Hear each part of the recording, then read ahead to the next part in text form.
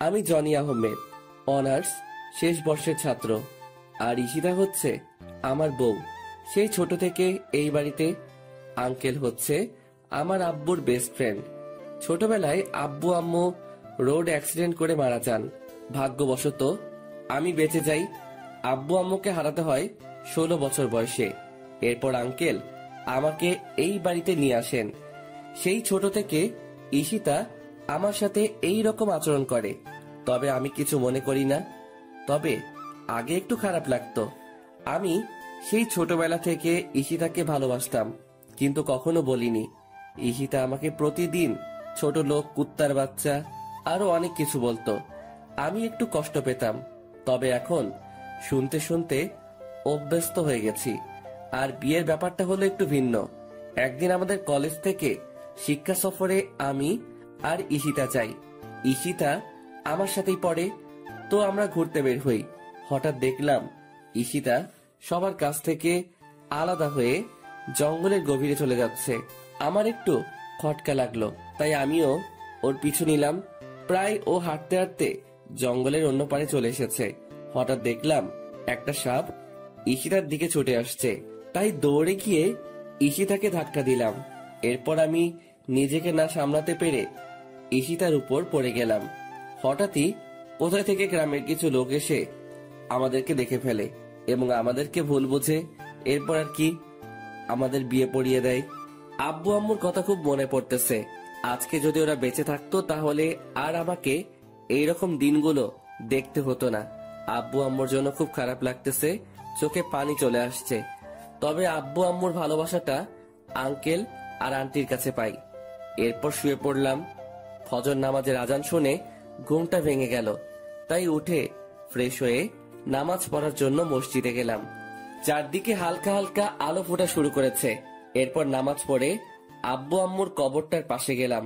মনে পড়ে ছোটবেলার কথা, আব্বুকে ঘোড়া বানিয়ে তার পিঠে চড়া, আব্বুর সাথে স্কুলে যাওয়া। কান্না চলে এসেছে। বলতে লাগলাম, কেন তোমরা আমাকে একা করে চলে গেছো? তোমাদের সাথে নিলে না কেন? কেন রেখে গেলে এই নিষ্ঠুর পৃথিবীতে, যেখানে মা বাবা ছাড়া আর কেউ আপন নয়? কেন হলো আমার সাথে এইরকম? কেন আমাকে অবহেলা করে? কেন কেন? কথাগুলো বলতে লাগলাম আর কান্না করতে লাগলাম। এরপর বাসায় চলে আসলাম। বাসায় ঢোকার সময় আন্টি আমাকে তাদের রুম থেকে ডাক দিলেন। রুমে গিয়ে দেখি আন্টি নামাজের বিছানায় বসে আছেন।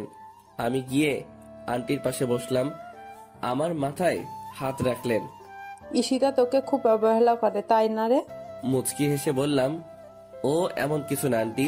ভালোবাসার মানুষটার অবহেলা কয়জনের কপালে থাকে? আমি সব বুঝি রে বাবা, তোর জন্য খুব কষ্ট। মেয়েটা কেন তোর সাথে এমন করে কিছু বুঝি না। কষ্ট এখন আর হয় না আন্টি। কষ্টগুলো এখন সহ্য করতে শিখে গেছি। দেখিস ঈশিতা একদিন তোকে ভালোবাসবে। হুম। আচ্ছা তুই এখন রুমে যা।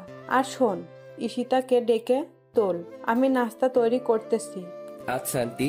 এরপর ঈশিতাকে ডাকতে যাইনি, কারণ ওকে ডিস্টার্ব করলে আবার আমার কপালে খারাপই আছে। ভালোবাসি তাই ওকে কিছু বলতে পারিও না।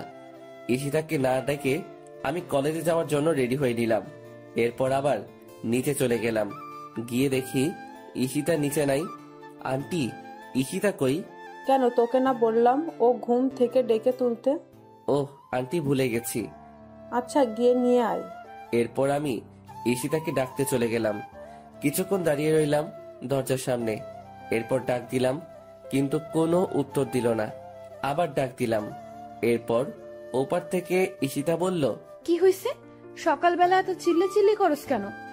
আপনাকে আন্টি ডাকছে, তাড়াতাড়ি নিচে আসতে।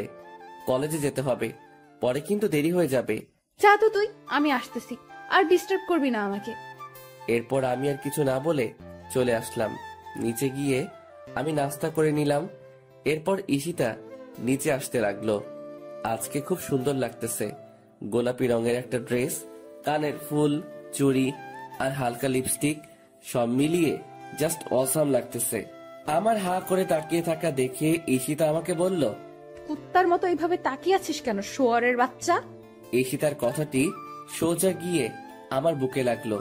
কি এক কপাল নিয়ে পৃথিবীতে এসেছি নিজের বউয়ের দিকে তাকালেও গালি শুনতে হয়। ওই সময় শুধু চোখে পানি ছলছল করতেছে। আদিক্ষেতা না করে গাড়ি বের কর, কলেজে যাব। আমি আর কিছু না বলে গাড়ি বের করে ঈশিতার জন্য অপেক্ষা করতে রাখলাম। কিছুক্ষণ পর ঈশিতা আসলো। এরপর আমরা কলেজে চলে আসলাম। তুই গাড়ি পার্ক করে ক্লাসে চলে যা।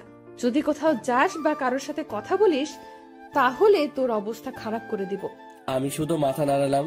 আমি খেয়াল করলাম ওর বান্ধবী ওকে বলতে লাগলো, ঈশিতা, তুই সবসময় জনের সাথে এরকম করিস কেন?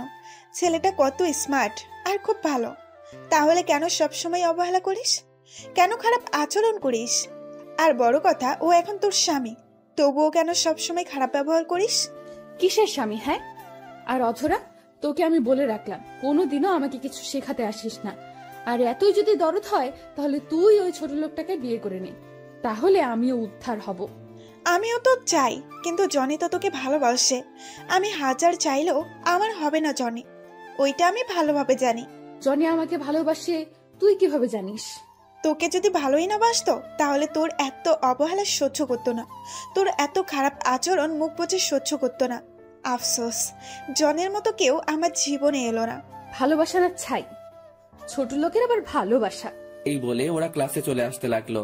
তাই আমি তাড়াতাড়ি করে ক্লাসে চলে আসলাম। ঈশিতার কথাগুলোতে খুব কষ্ট পেলাম। এরপর ক্লাসগুলো শেষ করে চলে আসলাম বাড়িতে। এইভাবে কাটতে থাকে দিন। আর ঈশিতার অবহেলা প্রতিনিয়ত সহ্য করতে হচ্ছে। ভালোবাসার মানুষটির অবহেলা কত কষ্টের তা যদি ঈশিতা জানতো তাহলে আমাকে এইভাবে অবহেলা করতো না। বসে আছি নিজের রুমে, তখন ঈশিতা আসলো আমার রুমে। আজকে সন্ধ্যায় একটা পার্টি আছে, আমার সাথে তুইও যাইবি, তাই তাড়াতাড়ি রেডি হয়ে নিস। যদি দেরি করিস তাহলে তোর কপালে খারাপই আছে। আমি শুধু মাথা নেড়ে হ্যাঁ সূচক উত্তর দিলাম।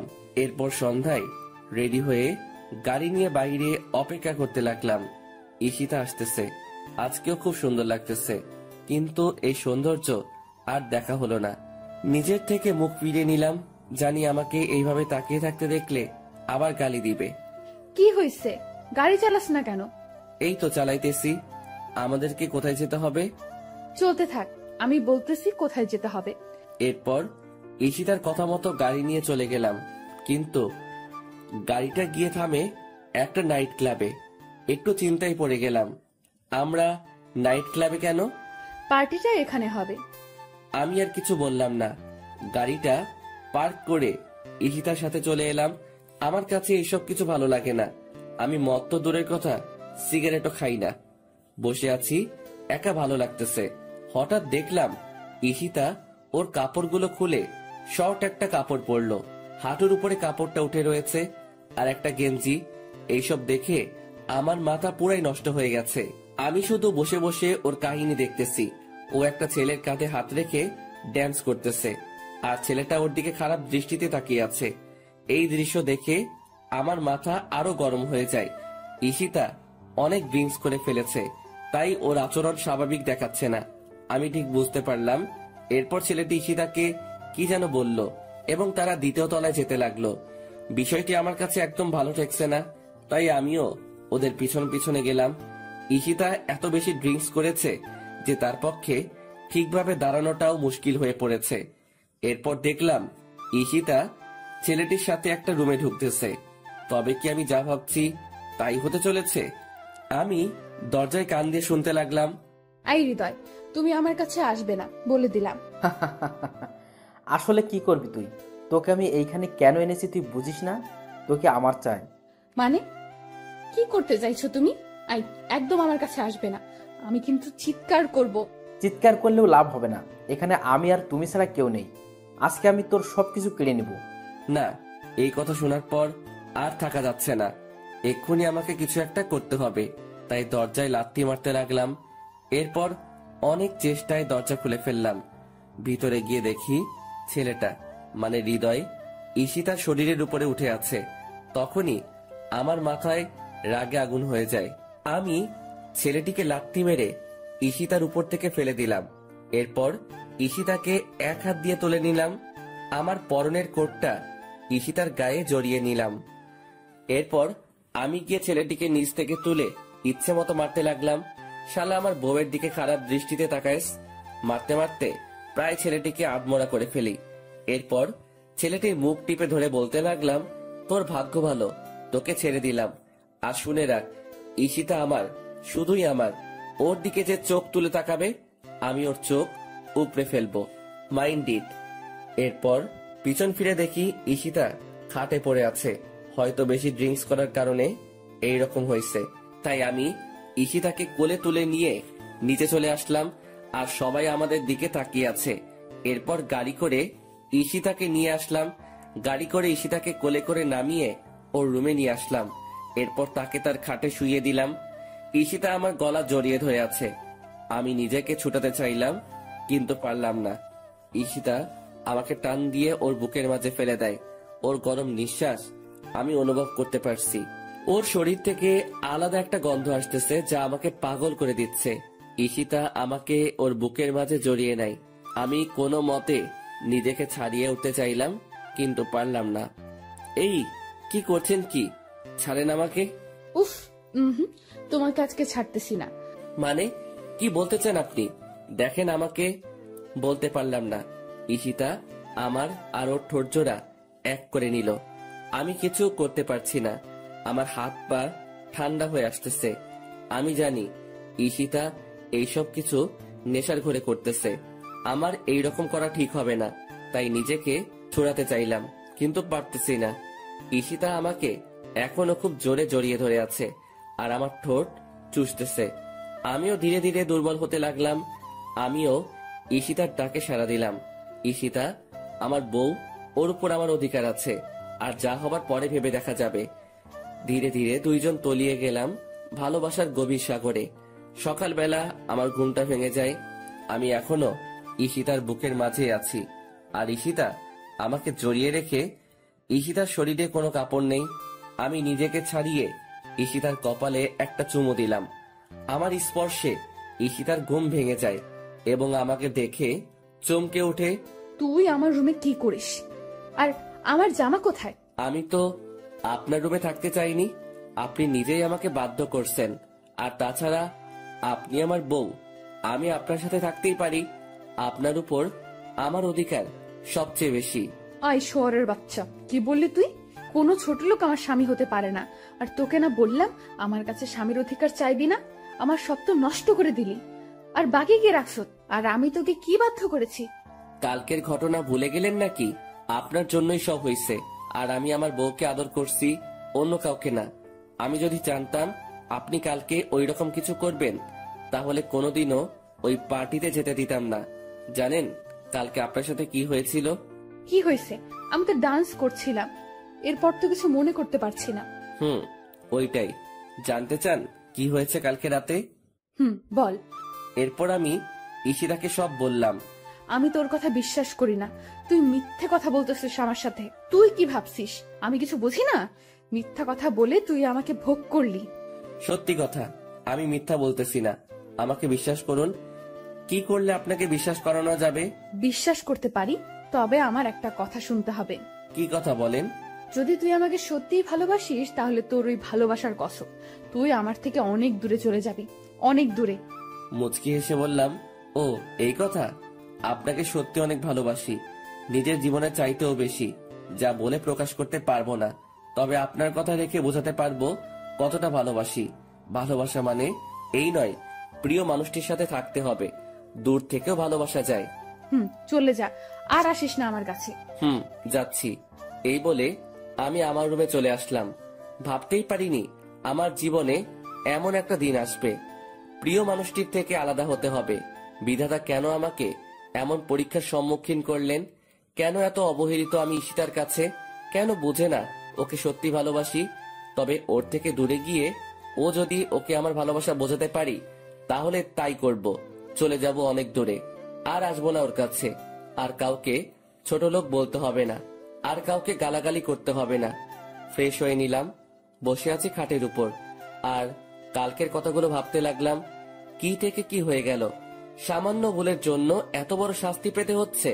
কালকে রাতে যদি নিজেকে একটু কন্ট্রোল করতে পারতাম, তাহলে আর এমন একটা সময় দেখতে হতো না। বুক ফেটে কান্না আসতে লাগলো। ভাবতেই কেমন জানি লাগে। জীবনে পথ চললে হবে একা।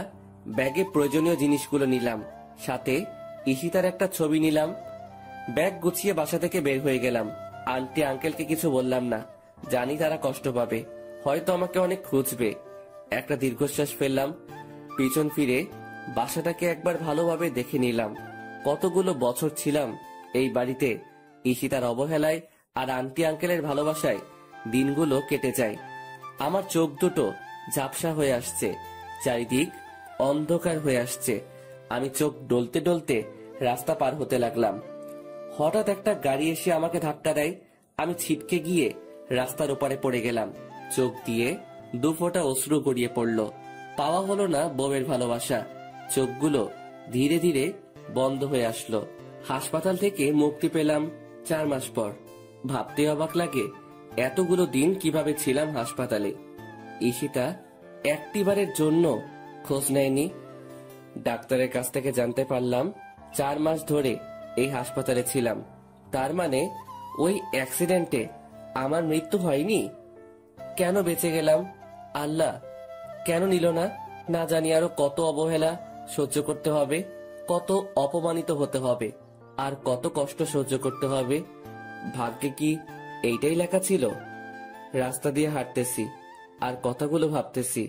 পুরো শরীর ব্যথা করতেছে। ব্যথার কারণে ঠিকমতো হাঁটতে পারতেছি না। একটু পর পর মাথাটা চক্কর দিয়ে উঠছে। মাথা ব্যথাও ভীষণ বেড়ে যাচ্ছে। জীবনে 4টি মাস অতিবাহিত হয়ে গেল কোমায় থেকে, কিন্তু ঈশিতা একবারের জন্য আমার খবর নিল না।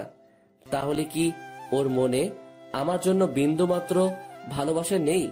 ওর জীবনে কি আমার জন্য একটু জায়গা নেই? আর জায়গা থাকবেই বা কেন?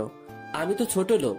হয়তো ঈশিতা এখন নতুন কাউকে নিয়ে সুখে আছে। পাওয়া হলো না আর ঈশিতার ভালোবাসা। এইদিকে সন্ধ্যাই হয়ে আসছে। কোথায় যাব, কি করব? আমার কাছে 1টি টাকাও নেই যে কিছু খাবো। প্রায় গভীর রাত হয়ে এসেছে। বসে আছি পেটের ক্ষুধাও ব্যথাত শরীর নিয়ে একটা ল্যাম্পপোস্টের নিচে। ভাবতেই পারিনি জীবনে এমন দিনও পার করতে হবে। সবই নিয়তির খেলা। আনমনে বসে আছি আর আকাশের তারাগুলো দেখছি। আজকে তারাদেরকেও একা লাগছে। আকাশে চাঁদটা ঠিকই উঠেছে, কিন্তু আমার মনের আকাশটা আধার হয়ে আছে। হঠাৎ খেয়াল করলাম একটা গাড়ি এই দিকে আসতেছে। একবার ভাবলাম সাহায্য চাইবো, আবার বসে পড়লাম। গাড়িটা আমার সামনে এসে থামলো। কি ব্যাপার? গাড়িটা আমার সামনে দাঁড়ালো কেন? হয়তো ওদের কোনো কাজে দাঁড়িয়েছে। আমি গাড়ির দিকে তাকিয়ে বোঝার চেষ্টা করছি। চেনা চেনা মনে হচ্ছে। গাড়ি থেকে একজন লোক নেমে আসলো। আরে, এ তো আঙ্কেল। চোখ দিয়ে অশ্রু গড়িয়ে পড়ল। দেখলাম আঙ্কেলের চোখে পানি। হয়তো কতগুলো দিন পর দেখা হলো তাই। আঙ্কেল এসে আমার পাশে এসে চুপ করে বসলেন। আমিও চুপচাপ বসে আছি। হঠাৎ নীরবতা ভেঙে আঙ্কেল বললেন, কেমন আছো জনি? আঙ্কেল, ভালোই আছি। যতটা ভালো থাকলে মৃত ব্যক্তির মতো জীবন যাপন করা লাগে। কিছুক্ষণ চুপ থেকে আবার বললেন, এতদিন কোথায় ছিলে? এই তো আঙ্কেল, এক বন্ধুর বাসায়। তা বাসার সবাই কেমন আছে? সবাই ভালো আছে, কিন্তু তোমার এ অবস্থা কেন? কি রকম শুকিয়ে গেছো? ঠিকমতো খাও না নাকি? একদম বদলে গেছো। আর তোমার কপালে হাতে এতগুলো কিসের দাগ? মনে হয় তো কোনো কাটার দাগ। কি হয়েছে বলো তো? আমার কথা না হয় বাদ দেন। ওই দিন সিঁড়ি দিয়ে নামার সময় পা পিছলে পড়ে গেছি, তাই একটু কাটা গেছে। ঈশিতা কেমন আছে? তোমার চলে যাওয়াতে সবচাইতে ভালো আছে ঈশিতা। কথাটি শুনে অনেকটা কষ্ট পেলাম। এতদিনেও আমার জন্য তার হৃদয়ে একটুও মায়া জন্মালো না। জানো, তুমি যখন বাড়ি থেকে চলে গেছো তোমার আন্টির হার্ট স্ট্রোক হয়েছে। কথাটি শুনে ভীষণ কষ্ট পেলাম। আজকে আমার জন্য সবকিছু হয়েছে। সবকিছুর জন্য আমি দায়ী। আন্টি এখন কেমন আছেন? আছে মোটামুটি, কিন্তু তুমি যদি না ফিরে যাও তাহলে তোমার আন্টির খারাপ কিছু একটা হয়ে যেতে পারে। তুমি প্লিজ আমার সাথে চলো। চুপ করে বসে রইলাম।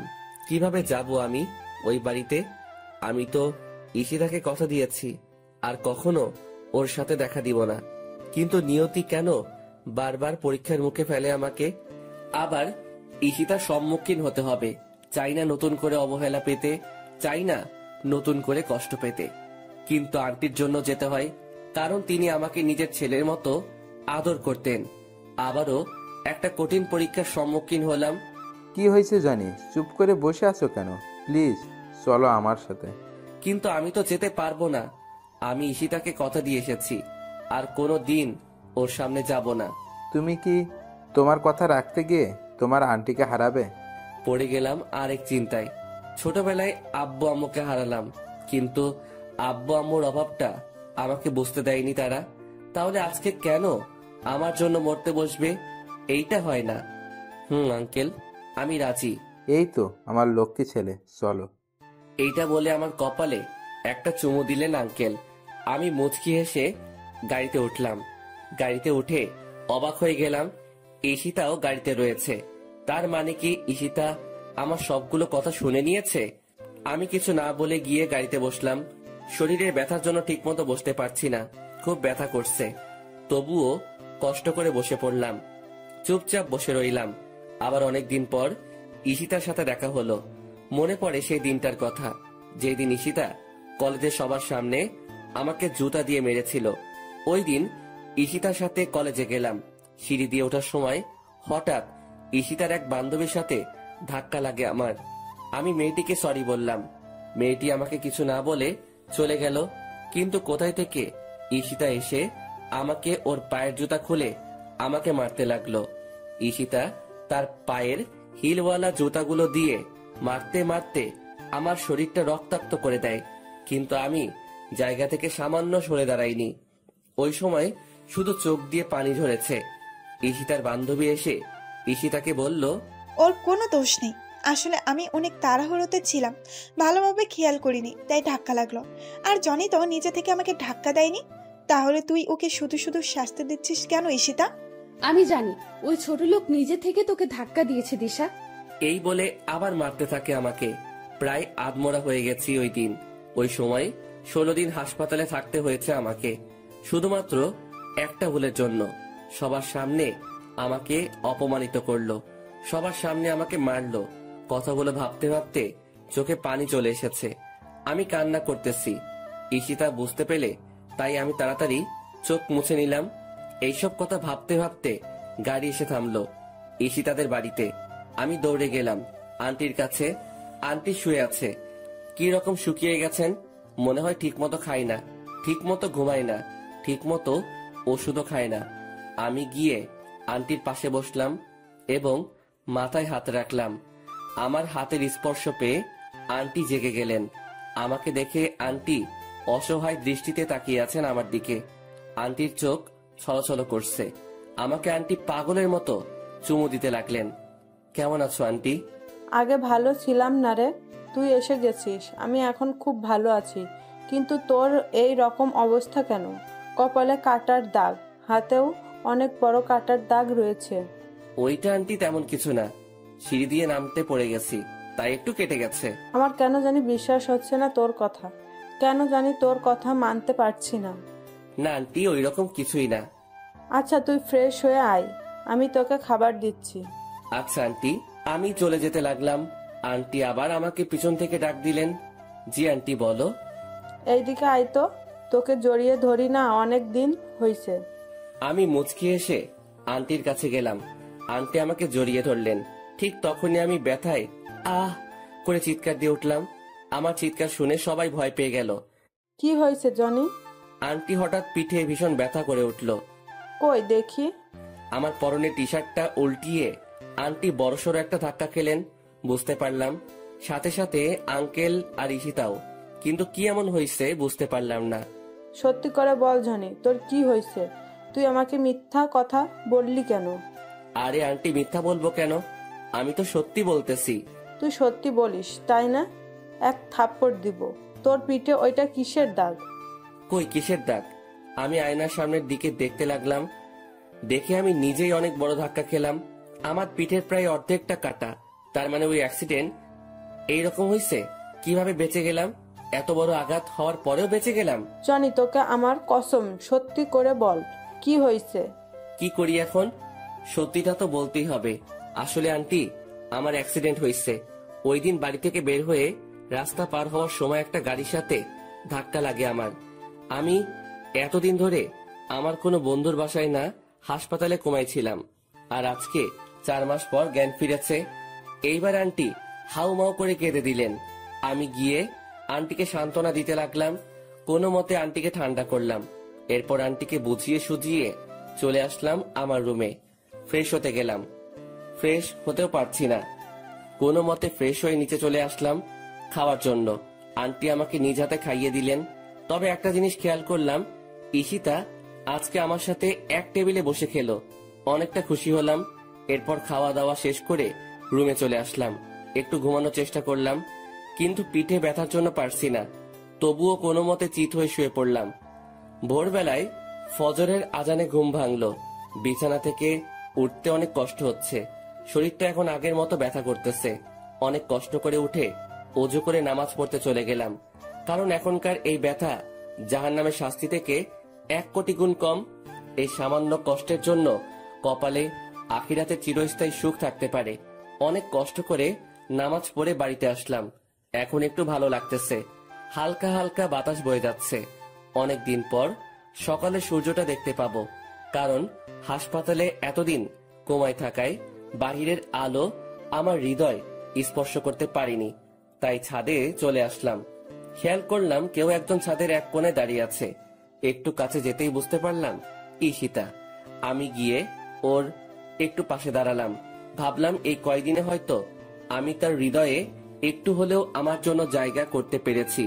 কারো উপস্থিতি টের পেয়ে ঈশিতা আমার দিকে তাকালো। আমাকে দেখে বিরক্তিকর দৃষ্টি নিয়ে তাকালো ঈশিতা আমার দিকে। তুই এখানে কি করিস? তোকে বলছি না আমাকে ডিস্টার্ব করবি না। আসলে আমি বুঝতে পারিনি আপনি ছাদে আছেন। জানলে এখানে আসতাম না। জানলে আসতিস না? এই বাড়িতে আবার কেন আসলি তুই? তোর নাকি অ্যাক্সিডেন্ট হয়েছে? মরিস নাই কেন অ্যাক্সিডেন্টে? মরে আমাকে উদ্ধার করতি? যত সব ছোট লোক কোথাকার। এই বলে ঈশিতা চলে গেল। ঈশিতার কথা শুনে বুকের ভিতর ঘূর্ণিঝড় শুরু হলো। তাহলে কি আমি ভুল ভাবনা নিয়ে এতদিন বেঁচেছিলাম? মৃত্যুটাই আমার জন্য শ্রেয় ছিল। ভালোবাসার মানুষটি বলছে মরতে। তাহলে এই তুচ্ছ জীবন রেখে কি লাভ? শুধুমাত্র আত্মহত্যা করলে এই অবহেলা থেকে মুক্তি পেতে পারি। কিন্তু আত্মহত্যা যে মহাপাপ। আর এই কথা জেনে বেঁচে আছে পৃথিবীতে হাজারো জীবন্ত লাশ। চোখ দিয়ে অনবরত অশ্রু ঝরতেছে। কেন জানি বাধা দিয়েও থামাতে পারছি না। বুকের ভিতর দিয়ে বয়ে যাওয়া কষ্টের ঢেউ। আর কত অবহেলা পেতে হবে জানি না। তবে একদিন এই অবহেলিত জনির কাছে ঈশিতাকে আসতেই হবে। সূর্যোদয়টা না দেখে চলে আসলাম। ইচ্ছে নেই সূর্যোদয় দেখার। নাস্তা করতেই নিচে চলে আসলাম। জানি ঈশিতা আমার সাথে এক টেবিলে বসে নাস্তা করবে না, তবুও বসলাম। ঈশিতা আসলো আর আমাকে দেখেই আবার চলে গেল। ওই সময় কষ্ট পেয়েও পেলাম না, কারণ প্রিয় মানুষটির থেকে কষ্ট পাবো এই কথা যদি জেনে যায় তাহলে ওই রকম আঘাত করে না, তবে জখমটা রয়ে যায়। এরপর আমাকে আন্টি নিজ হাতে নাস্তা খাইয়ে দিলেন। এরপর আমি একটু রেস্ট নিয়ে ফার্মেসিতে গিয়ে 1 মাসের জন্য ওষুধ নিয়ে আসলাম। ধীরে ধীরে পিঠের ক্ষতটা ভালো হতে লাগলো। পিঠের ক্ষত ভালো হয়ে লাভ কি? বুকের ক্ষতটা তো তার চেয়ে 1000 গুণ বেশি, যা শুধু ঈশিতাই ভালো করতে পারবে, যার একমাত্র ওষুধ ঈশিতা। আজ 1 মাস পর আমি মোটামুটি সুস্থ, কিন্তু অবহেলাটা প্রতিদিন পেতে হয়। এই কারণে না হয় অন্য কারণে। এখন থেকে আমি আঙ্কেলের অফিসে যাব। আঙ্কেল বারণ করছে, তবুও ঘরে একা একা বসে থাকতে ভালো লাগে না। এর চেয়ে অফিসে গেলেই ভালো হয়। কিন্তু ঈশিতাও নাকি অফিসে যেতে চায়, তবে ভালোই হবে। কাজের ফাঁকে ঈশিতাকে চুরি করে নিজের ইচ্ছা মতো দেখতে পাবো, এতেই অনেক। অফিসে প্রতিদিন আমি আর ঈশিতা দুইজনে এক গাড়িতে করে গেলাম, সাথে আঙ্কেলও ছিলেন। আজ থেকে অফিসের নতুন এমডি হচ্ছে ঈশিতা। আর আমাকে একটা ডেস্ক দেখিয়ে দিলেন। আমার জন্য কাজটা নির্ধারিত নয়। আমার কাছে ভালো লাগলে কাজ করতে পারবো, না হয় অফিসে বসে থাকতে পারবো। প্রথম দিন সবার সাথে পরিচয় হয়ে নিলাম আর একজনকে বন্ধু বানিয়ে নিলাম। নাম হচ্ছে রাকিব। আমার সমবয়সী রাকিব, আর আমার পাশের ডেস্কে রাকিব বসে। আমরা সমবয়সী হওয়ার কারণে একজন আরেকজনকে তুই করেই বলি। প্রথম দিন সবকিছু বুঝে নিতে দিতে সময় কেটে গেল। পরদিন সকালবেলা নাস্তা করে অফিসে চলে আসলাম। ঈশিতাও আমার সাথে গাড়িতে আসে। আমি গাড়ি চালানোর ফাঁকে ফাঁকে ঈশিতার দিকে তাকিয়ে থাকি। মেয়েটাকে দেখতে কতটা নিষ্পাপ লাগে, কেউ দেখলে বিশ্বাসই করবে না মেয়েটা যে এত নিষ্ঠুর। তবে ঈশিতা আমার জন্য নিষ্ঠুর না। ঈশিতা আমার জন্য আমার রাজ্যের রানী। আমার ডেস্কে বসে আছি, এমন সময় পিয়ন এসে বলল ঈশিতা নাকি আমাকে ডাকছে। তাই গেলাম ওর কেবিনে। আসতে পারি ঈশিতা? ওই ছোট লোক, এটা অফিস, বাড়ি না। আর তোর সাহস কি করে হয় আমার নাম ধরে ডাকিস? সরি ম্যাম, বলেন কি করতে হবে? মনে থাকে যেন। এখন এই ফাইলটা রেডি করে নিয়ে আয়। জি ম্যাম। প্রায় 1.5 ঘন্টা পর ফাইলটা রেডি করতে পারলাম। এইবার ঈশিতার কাছে নিতে হবে। May I come in ma'am? Yes come. এই যে ম্যাম, ফাইলটা রেডি। আমার হাত থেকে ফাইলটা নিয়ে ঈশিতা দেখতে লাগলো। হঠাৎ ঈশিতা ফাইলটা আমার দিকে ছুড়ে মারলো আর বলতে লাগলো, ছোট লোকের বাচ্চা, সামান্য একটা ফাইল ঠিক করে তৈরি করতে পারিস না, আর আসছে অফিসে কাজ করতে। ফাইলটা এসে আমার কপালের আগের ক্ষতটায় লাগে। ফাইলের কোনা লাগায় ক্ষতটা ফেটে টপ টপ করে রক্ত ঝরতে লাগে। ভীষণ ব্যথা করতে লাগলো। আমি তবুও চুপচাপ দাঁড়িয়ে রইলাম। দাঁড়িয়ে আছিস কেন? যা, ফাইলটা 20 মিনিটের মধ্যে ঠিক করে আনবি, না হয় তোর কপালে খারাপই আছে। আমি ফাইলটা ফ্লোর থেকে তুলে নিজের ডেস্কে চলে আসলাম। রক্ত এখনো ঝরতে থাকে। বিষয়টা রাকিব ঠিকই বুঝতে পারে, তাই রাকিব আমার জন্য অফিসে রাখা মেডিসিনের ফার্স্ট বক্সটা আনলো আর ধীরে ধীরে ক্ষতটা পরিষ্কার করতে লাগলো। ওর হাতটা আমার ক্ষততে লাগতেই ব্যথায় চিৎকার দিয়ে উঠলাম। ভীষণ ব্যথা করতেছে। এরপর রাকিব ধীরে ধীরে আমার মাথা ভালোভাবে ব্যান্ডেজ করে দিল। এরপর রাকিব চুপি চুপি ফাইলটা আবার ঠিক করে দিল। আমি গিয়ে ফাইলটা ঈশিতাকে দিয়ে চলে আসলাম। এরপর অফিস শেষে আবার ঈশিতাকে নিয়ে বাসায় চলে আসলাম। বাড়িতে ঢুকবার সময় আমার মাথায় ব্যান্ডেজ দেখে আন্টি আমার কাছে দৌড়ে এসে জিজ্ঞেস করলেন, কি হয়েছে জনি, মাথায় ব্যান্ডেজ কেন? ও কিছু না আন্টি, গাড়িতে ওঠার সময় গাড়ির সাথে ধাক্কা লেগে হালকা খেটে যায়, দেখবা আমার ঠিক হয়ে যাবে। এই কথা বলে রুমে চলে এসে ফ্রেশ হয়ে নিলাম।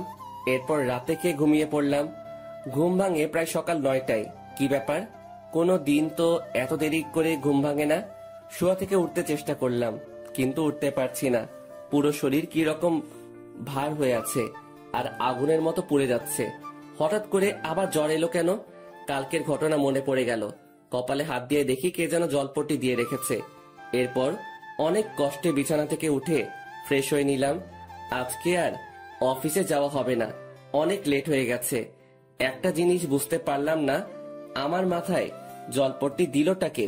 মনে হয় আন্টি ছাড়া আর কেউ হতেই পারে না। আন্টির কথা ভাবতেই আমার রুমে এসে হাজির হয়ে গেলেন। এখন কেমন আছিস বাবা, জ্বরটা কমেছে? আন্টি, এখন একটু সুস্থ আছি, আর জ্বরটাও একটু কমেছে। আমি তোর জন্য নাস্তা নিয়ে এসেছি, হ্যাঁ কর, আমি খাইয়ে দিই। এরপর আন্টি আমাকে খাওয়াতে লাগলেন। আমি চুপচাপ খেয়ে নিচ্ছি। আচ্ছা আন্টি, আমার মাথায় জলপট্টি দিল কে? আমি দিয়েছি। আচ্ছা, কালকে কি হয়েছে সত্যি বল। গাড়ির সাথে হালকা ধাক্কা লাগলে তো এমন রকম আঘাত হয় না, আবার রাতে জ্বর এসেছে। সত্যি করে বল, কিন্তু আমার সাথে মিথ্যা বলবি না। না আন্টি, সত্যি সেই রকম কিছু না। আবার মিথ্যা কথা বলিস, আমি কিন্তু সব বুঝি। ঈশিতা ওই রকম করেছে তাই না? সত্যি কথা বলবি কিন্তু। আসলে জানাটা কি বেশি জরুরি? বেশি জরুরি, বল আমাকে। এরপর অনিচ্ছা সত্ত্বেও আন্টিকে সব বলতে হলো। আমার কথা শুনে আন্টির মুখটা কালো হয়ে গেল। আমার মাথার ব্যান্ডেজটা খুলে আন্টি দেখতে লাগলেন। এরপর আন্টি কিছু না বলে আমাকে ওষুধ খাইয়ে দিয়ে চলে গেলেন। আমিও চুপচাপ শুয়ে পড়লাম। অনেকদিন কলেজে যাওয়া হয় নাই, আবার সামনের মাসে পরীক্ষা। আমার ওই রকম ভালো প্রস্তুতি নাই, কালকে কলেজে যেতে হবে। এইভাবে দিনটা কেটে যায়। জ্বরটা একটু কমেছে, তাই সকালে নাস্তা করে গাড়ি নিয়ে বেরিয়ে পড়লাম কলেজের উদ্দেশ্যে। হঠাৎ আমার গাড়ির সামনে একটা মেয়ে এসে পড়লো। আমি তাড়াতাড়ি ব্রেক করলাম, তবুও গাড়ির সাথে হালকা ধাক্কা লাগে মেয়েটির। আমি তাড়াতাড়ি গাড়িটা বন্ধ করে গাড়ি থেকে নেমে পড়লাম। এরপর মেয়েটিকে তুলতে গেলাম। আরে এইটা তো ঈশিতার ফ্রেন্ড দিশা। আমি তাড়াতাড়ি হাতটা বাড়িয়ে দিলাম দিশার দিকে। উঠে আসো দিশা। এরপর আমি ধীরে ধীরে দিশাকে তুলতে লাগলাম। গাড়ির সাথে ধাক্কা লাগার কারণে মেয়েটা পায়ে ব্যথা পাইছে, উঠে দাঁড়াতে কষ্ট হচ্ছে। তোমার কি হাঁটতে কষ্ট হচ্ছে? না, তেমন না, ঠিক হয়ে যাবে। আচ্ছা, এখন ছাড়ো, আমি যেতে পারবো। আচ্ছা। আমি দিশাকে ছেড়ে দিলাম। ও ধীরে ধীরে হাঁটার চেষ্টা করতে লাগলো, কিন্তু পায়ের ব্যথার কারণে পারছে না। দিশা পড়ে যেতে লাগলো। তাই আমি তাড়াতাড়ি দিশাকে আবার ধরে ফেললাম। চলো, আমি তোমাকে হাসপাতালে নিয়ে যাচ্ছি। না, তার আর দরকার হবে না, আমি যেতে পারবো। চুপ! সেই তখন থেকে যেতে পারবো বলছে তো, কই একটুও তো সামনে যেতে পারছো না। তো আমি এখন কিভাবে যাব? আচ্ছা দাঁড়াও, কি করব ঠিক বুঝতে পারছি না। মেয়েটা ঠিক মতো হাঁটতেও পারছে না, তাই কোনো কিছু না ভেবে দিশাকে কোলে তুলে নিলাম। এইরকম কিছুটা একটা করব দিশা ভাবতে পারিনি। আমার দিকে ড্যাব ড্যাব করে তাকিয়ে আছে। আমি আর কিছু না বলে দিশা গাড়িতে উঠিয়ে নিলাম। আসলে আমারও কোনো ইচ্ছা ছিল না দিশাকে কোলে নেওয়ার, কিন্তু পরিস্থিতির শিকার হয়ে করতে হলো। এরপর দিশাকে একটা হাসপাতালে নিয়ে আসলাম। ডাক্তার দেখাতে হবে, না হয় পরে আবার সমস্যা হতে পারে। গাড়ি থেকে হাসপাতালের ভিতর কোলে করে নেওয়া লাগলো। এরপর ডাক্তারকে দেখিয়ে নিলাম। আঘাতটা একটু বেশি লেগেছে, তবে কিছুক্ষণ পর ঠিক হয়ে যাবে। ডাক্তার কিছু ওষুধ লিখে দিলেন। ওষুধগুলো কিনে দিশাকে নিয়ে আবার গাড়িতে চলে এলাম। দিশা কোথায় যাবে এখন? কলেজে নাকি বাড়িতে? কলেজে চলো। ঠিক মতো হাঁটতে পারবে তো? সমস্যা হলে বলো, আমি তোমাকে বাড়িতে দিয়ে আসবো। হাঁটতে পারবো, সমস্যা হবে না আমার। কলেজে চলো। এরপর আর কিছু না বলে গাড়ি চালাতে লাগলাম। গাড়ি চালানোর সময় খেয়াল করলাম দিশা আমার দিকে বারবার আর চোখে তাকিয়ে রয়েছে। আমি কিছু বললাম না। কলেজে চলে এলাম। অনেক দিন পর কলেজে এলাম। দিশা গাড়ি থেকে নেমে হাঁটতে লাগলো, কিন্তু পারছে না। তাই আমি গিয়ে দিশার হাতটা ধরে ফেললাম। এরপর ধীরে ধীরে ওকে নিয়ে যেতে লাগলাম। কলেজের সবাই আমাদের দিকে হা করে তাকিয়ে আছে। আমি ওইদিকে পাত্তা না দিয়ে দিশাকে নিয়ে ক্লাসে চলে আসলাম। এরপর মেয়েটাকে আমার পাশেই বসালাম, কারণ মেয়েটা এখন আমার দায়িত্বে। আমার জন্য মেয়েটার এই অবস্থা হয়েছে। কিন্তু মেয়েটা ওই সময় এত তাড়াহুড়ো করে কোথায় যাচ্ছিল? দিশা, ওই সময় এত তাড়াহুড়ো করে কোথায় যাচ্ছিলে? কলেজে যাচ্ছিলাম, আসলে একটা কাজ ছিল। ও আচ্ছা জনি, একটা কথা বলো তো, সত্যি করে বলবা? বলো, কি শুনতে চাও? এতদিন কই ছিলা তুমি? আর শরীরের কি অবস্থা করেছো? ঠিক মতো খাও না নাকি? সব সময় সবার কাছ থেকে এই প্রশ্নটা এড়িয়ে যেতে চাই, কিন্তু পারি না। প্রশ্নটার সম্মুখীন হতে হয়। না, তেমন কিছু না। সত্যি করে বলবা কিন্তু। আমি জানি তুমি মিথ্যে কথা বলতেছ। যেদিন থেকে তুমি কলেজে আসো না, সেদিন থেকে ঈশিতাও আসে না। সমস্যা কি বলো তো? সেই রকম কিছু না, শুধু একটু প্রবলেম হয়েছে। প্রবলেমটা কি বন্ধু ভেবে বলতে পারো। আসলে দিশা, ওই দিন আমি ঈশিতার কথা রাখতে গিয়ে তাদের বাড়ি থেকে বের হয়ে যাই। ঠিক ওই দিন আমার রোড অ্যাক্সিডেন্ট হয়। প্রায় 4 মাস পর আমার জ্ঞান ফিরে। ডাক্তারের কাছে থেকে জানতে পারি আমি 4 মাস কোমায় ছিলাম। চিকিৎসার ব্যাপারটা হলো, ওই হাসপাতালে নাকি একটা ফান্ড আছে। যে রোগীর আত্মীয় বা কাছের কেউ যদি না থাকে, তাহলে তাদের হাসপাতালের ওই ফান্ড থেকে চিকিৎসা করা হয়। আমার চিকিৎসাটাও হয় ওই ফান্ডের সাহায্যে। এরপর যখন জ্ঞান ফিরে কোথায় যাব, কি করব, কিছুই বুঝতে পারি নাই। ভাগ্যবশত আবার ঈশিতাদের বাড়িতে আসতে হলো। যখন ঈশিতাদের বাড়িতে ফিরে এলাম, ভাবলাম এই কয়েকদিনে হয়তো আমার জন্য ঈশিতার মনে একটু হলেও মায়া জন্মাবে। কিন্তু তার হলো কই? সে আগের মতো ঈশিতার কাছ থেকে অবহেলা পেলাম। কথাগুলো বলে একটা দীর্ঘশ্বাস ফেললাম। দিশার দিকে তাকিয়ে দেখি তার মুখটা কেমন মলিন হয়ে আছে। বুঝতে পারলাম আমার কথা শুনে হয়তো একটু কষ্ট পেল। আচ্ছা জনি, ঈশিতা তোমাকে এত কষ্ট দেয়, এত অবহেলা করে, এত অপমান করে, তবুও তুমি কিছু বলো না কেন? ভালোবাসি তাই কিছু বলতে পারি না। ঈশিতার ভালোবাসা না পেলে কি হবে? তার দেওয়া অবহেলাগুলো উপহার হিসেবে গ্রহণ করি। বুঝলাম। ঈশিতাকে ভালোবেসে তুমি অনেক কষ্ট পাচ্ছ, কিন্তু তোমাকে ভালোবেসে আরেকজন কষ্ট পাচ্ছে। না পারছে তোমাকে তার মনের কথা বলতে, না পারছে ভুলে যেতে। মানে কি? তোমার কথার কিছুই বুঝলাম না। না, কিছুই না। এইভাবে কথায় কথায় ক্লাসগুলো শেষ হয়ে যায়। এরপর দিশাকে ওদের বাড়ি পৌঁছে দিয়ে আমি বাড়ি চলে আসলাম। এরপর ফ্রেশ হয়ে খেয়ে একটু ঘুমিয়ে নিলাম। ঘুম থেকে উঠলাম প্রায় সন্ধ্যায়। ফ্রেশ হয়ে নিচে আন্টি রুমে গেলাম। আন্টি আসবো? বাবা কিছু বলবি? আন্টি বলবো। আঙ্কেলকে বলে দিও আমি এই কয়েকদিন অফিস যেতে পারবো না, সামনে পরীক্ষা আছে। আচ্ছা বলবো। আন্টি ঈশিতা কোথায়? ওর রুমে নাকি? না, ঈশিতা এখনো অফিস থেকে আসে নাই। মানে বলো কি? প্রায় রাত হয়ে এলো কিন্তু ঈশিতা এখনো বাড়িতে আসলো না। অফিস তো সে কখন শেষ হয়ে যায়। কি জানি বাবা, মেয়েটা আজকে এত দেরি করছে কেন, আমার খুব চিন্তা হচ্ছে। আচ্ছা দাঁড়াও, আমি খবর নিচ্ছি। এরপর আমার রুমে এসে রাকিবকে ফোন দিলাম।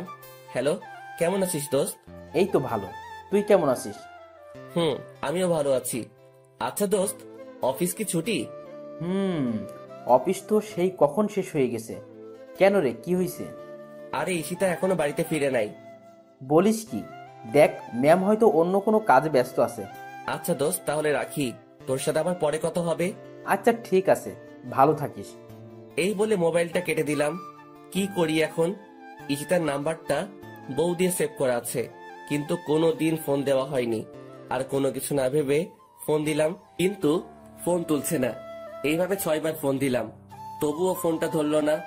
আমার চিন্তা আরো বেড়ে গেল, তাই আবার ফোন দিলাম। এইবার ঈশিতা কলটা ধরলো। ওই ছোট লোকের বাচ্চা, বারবার ফোন দিস কেন? আপনি কোথায়? তাড়াতাড়ি বাড়িতে আসেন, আন্টি আপনার জন্য চিন্তা করছে। তোকে বলতে যাব কেন? আমি আমার বয়ফ্রেন্ডের সাথে আছি, আর ডিস্টার্ব করবি না আমাকে। যত সব ছোট লোক কোথাকার। ঈশিতার কথা শুনে আমার পায়ের নিচের মাটি সরে গেল। ঈশিতার বয়ফ্রেন্ড আছে ভাবতেই চোখ দুটো ভিজে গেল পানিতে, বুক ফেটে কান্না আসছে। আমার ভালোবাসা কখনো ঈশিতা বুঝলো না, শুধু অবহেলাই করে গেল। তবে কি ঈশিতাকে আমার নিজের করে আর কখনো পাবো না? কখনো কি আর হবে না ঈশিতার ভালোবাসা পাওয়া? অনেক কান্না করলাম। ভালোবাসার মানুষটির অবহেলা মৃত্যুর সমান। কান্না করতে করতে কখন ঘুমিয়ে পড়েছি ঠিক মনে নেই। ঘুম থেকে উঠে ফ্রেশ হয়ে নিলাম। বারবার শুধু ঈশিতার কথাগুলো মনে পড়ছে। তবে কি চিরতরে হারাতে হবে ঈশিতাকে? আর যেইভাবে অবহেলা করছে তাতে ঈশিতা না থাকাও ভালো, কিন্তু প্রিয় মানুষটির কাছ থেকে অবহেলা করলে তা না পাওয়ার চেয়েও ভালো। কিন্তু আমি যে এত অবহেলা নিতে পারছি না, কিন্তু একদিন ওর অবহেলা গুলাও খুব মিস করব। আমাকেও কিছু একটা করতে হবে, এমন কিছু করব যাতে ঈশিতা নিজেই আমার কাছে আসে। নাস্তা করে কলেজে যাওয়ার জন্য রেডি হয়ে নিলাম। এরপর গাড়ি নিয়ে কলেজে চলে আসলাম। মনে পড়ে সেই দিনগুলো যখন আমি আর ঈশিতা একসাথে কলেজে আসতাম। আমি সবসময় ক্লাসে চুপটি মেরে বসে থাকতাম, আর ঈশিতা ওর ফ্রেন্ডের সাথে কত মজা করত। আমি গাড়িটা পার্ক করে চলে আসলাম। বসে আছি নিজের বেঞ্চে, হঠাৎ কোথায় থেকে একটা মেয়ে এসে আমার পাশে বসে পড়লো। আরে দিশা, তুমি? হ্যাঁ আমি। কেমন আছো? ভালোই, তুমি? আমিও ভালো আছি। দিশা, একটা কথা ছিল। বলো, সমস্যা নাই। সত্যি কথা বলতে হবে কিন্তু। আরে বাবা, সত্যি বলবো। আচ্ছা, ঈশিতার কি কোনো বয়ফ্রেন্ড আছে? তুমি কি জানো? না তো, আমার জানা মতে কেউই নাই। কেন, কি হয়েছে বলো তো? না, তেমন কিছুই না। বুঝলাম, তেমন কিছু না, তবুও বলো তুমি। আসলে ঈশিতা আমাকে কালকে বলল ওর নাকি বয়ফ্রেন্ড আছে।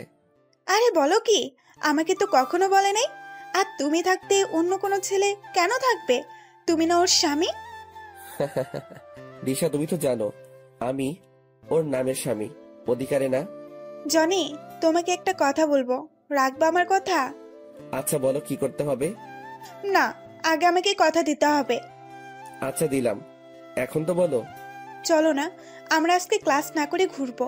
অনেক দিন হলো যায় না, চলো না প্লিজ। কিন্তু ক্লাস? তুমি কিন্তু কথা দিয়েছো, যেতে তো হবেই।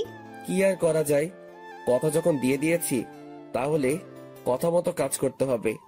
এরপর গাড়ি নিয়ে আমি আর দিশা বেরিয়ে পড়লাম। উদ্দেশ্য নদীর পাড়ে যাব। এরপর আমরা আমাদের গন্তব্যস্থলে চলে গেলাম। বসে আছি নদীর পাড়ে একটা গাছের নিচে। কি সুন্দর প্রকৃতি, যার বর্ণনা দিয়ে শেষ করা যায় না। দিগন্ত বিস্তৃত নদী, নদীর ওপরে সারি সারি গাছ, চারিদিকে হালকা রোদের তাপ, আর দক্ষিণের বাতাস এসে মনে দোলা দিয়ে যাচ্ছে। সব মিলিয়ে একটা মনোমুগ্ধকর পরিবেশ। জনি, কি ভাবো? এই যে কত সুন্দর প্রকৃতি, দিগন্ত বিস্তৃত নদী, এর পারে আমরা দুইজন পাশাপাশি একটা গাছের নিচে বসে আছি। এই সময়টা আরো সুন্দর হয় যখন প্রিয় মানুষটি পাশে থাকে।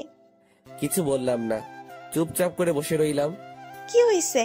বসে আছো যে, কথা বলো না কেন? না, এমনিতেই। আচ্ছা, তুমি কি এখনো ঈশিতাকে ভালোবাসো? বাসি তো, আগের মতোই ভালোবাসি।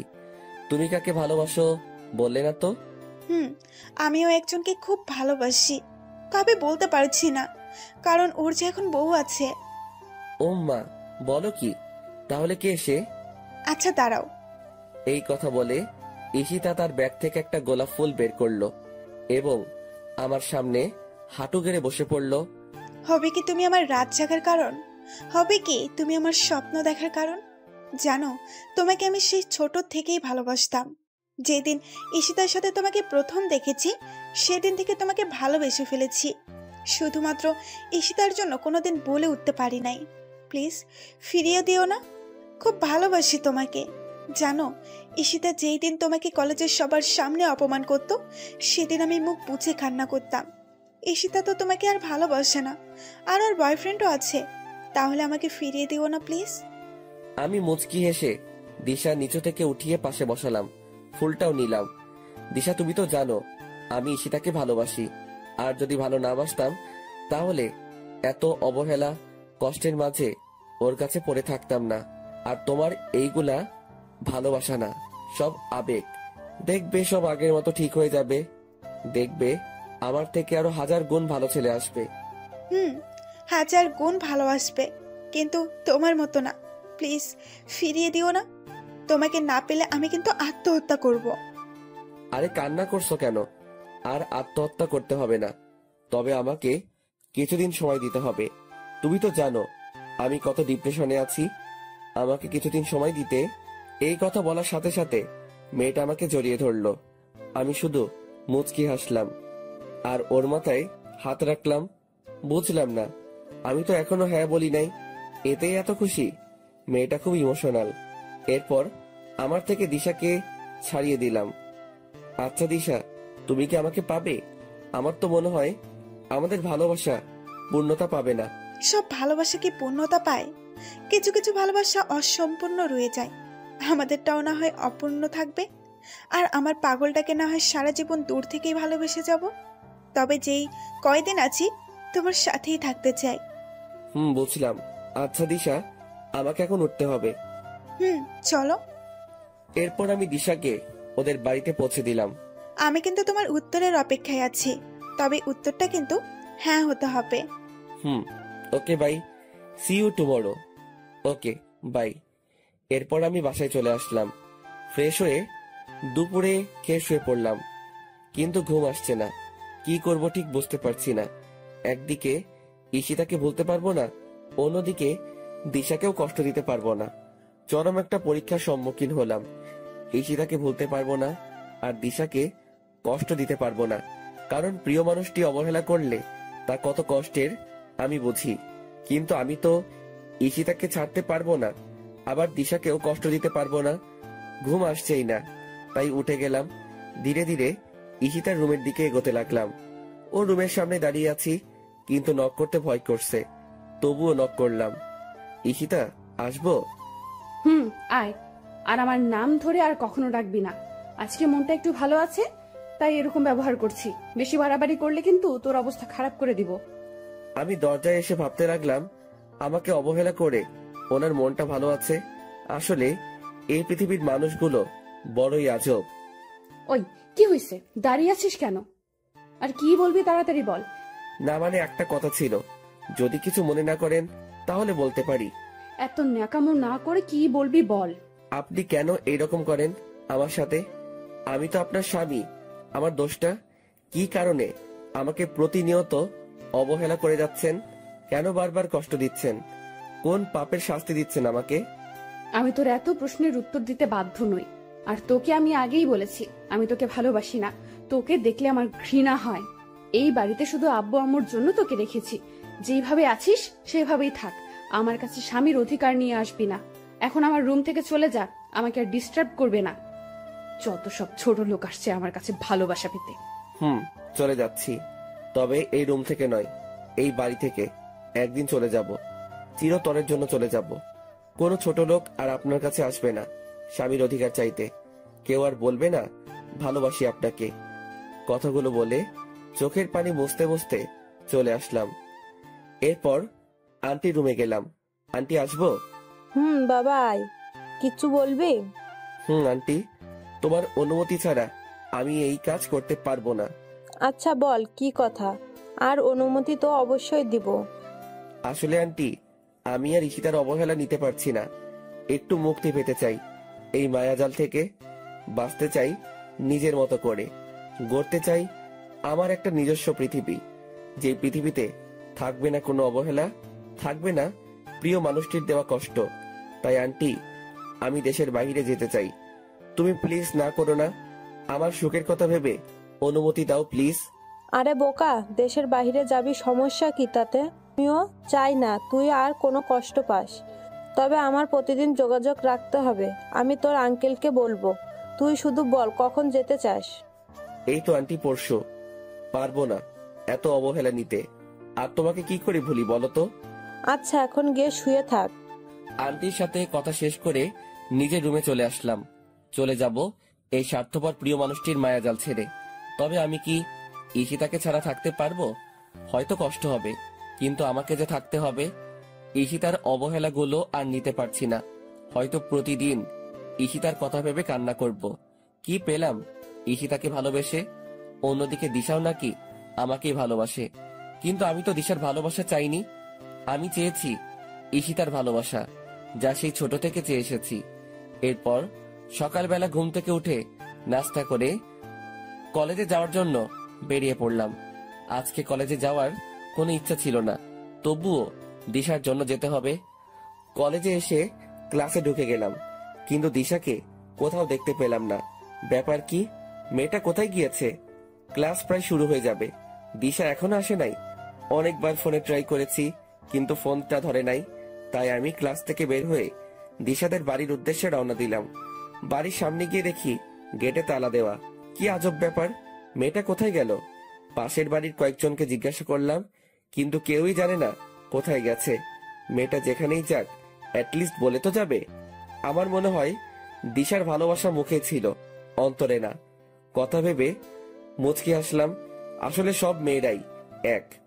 ডোন্ট মাইন্ড আপুরা, মেয়েরা মুখে শুধু ভালোবাসি বলে, কিন্তু হৃদয় থেকে কয়জনই বা ভালোবাসে? এরপর গাড়ি নিয়ে নদীর পাড়ে গেলাম। আর কখনো মন খারাপ হলে এখানে আসা হবে না। ঘন্টার পর ঘন্টা এখানে বসে সময় কাটানো হবে না। এই সব কিছু ছেড়ে যেতে একদম মন চায় না, কিন্তু এত অবহেলার নিয়েও তো থাকা যায় না। নদীর পাড়ে কিছুক্ষণ বসে বাসায় আসলাম। ব্যাগপত্র সব গুছিয়ে নিতে হবে। নিজের প্রয়োজনীয় সব জিনিস নিলাম, সাথে ঈশিতার একটা ছবিও নিলাম।